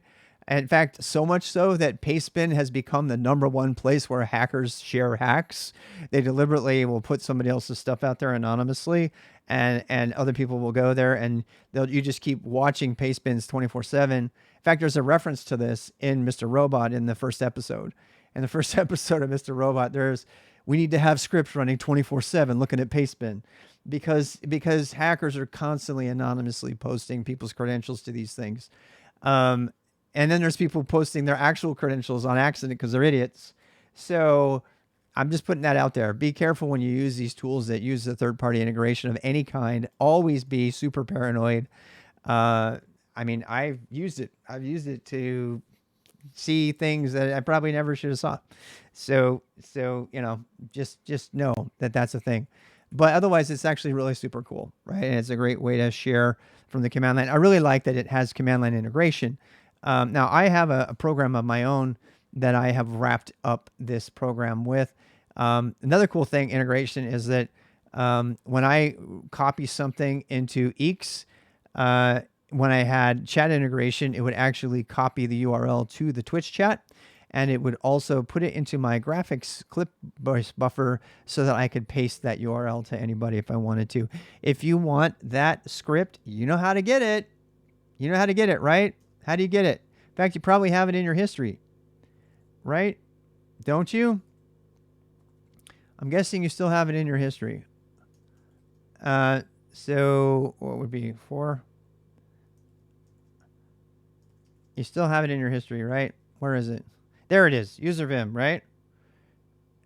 Search begin to open your private key. Yeah, it's another way to hack. We were talking about that. I'm searching for that curl command. Where is it? So if you want that one, let's find the other one. There's mine. If you want my eeks program, you grab eeks and set a user local bin eeks, and you can copy a script. Hell, you might be able to make a script or a function that just copies scripts from me. You could make these two things variables and just automatically copy any script from my scripts when I tell you, and then you could just run the script every time, and you wouldn't have to do it that way. But if you do that, then you've got eeks. Now eeks will sit around. Oops, we forgot to schmod it. Oh boy. Let's do this. Schmod. Here's a trick. Which eeks? Rather than type it all in, I'm just gonna go schmod that one. Oops, schmox that one. Gosh dang it. Oh, it's not executable. Oh well. I fail. Schmox that local bit. It has to be executable, of course. So now eeks, and it'll wait around, right? Because it's waiting for you to type something. And then Control D to end. Isn't it Control D? I thought it was Control D. Maybe it's not. That was weird. Eeks something.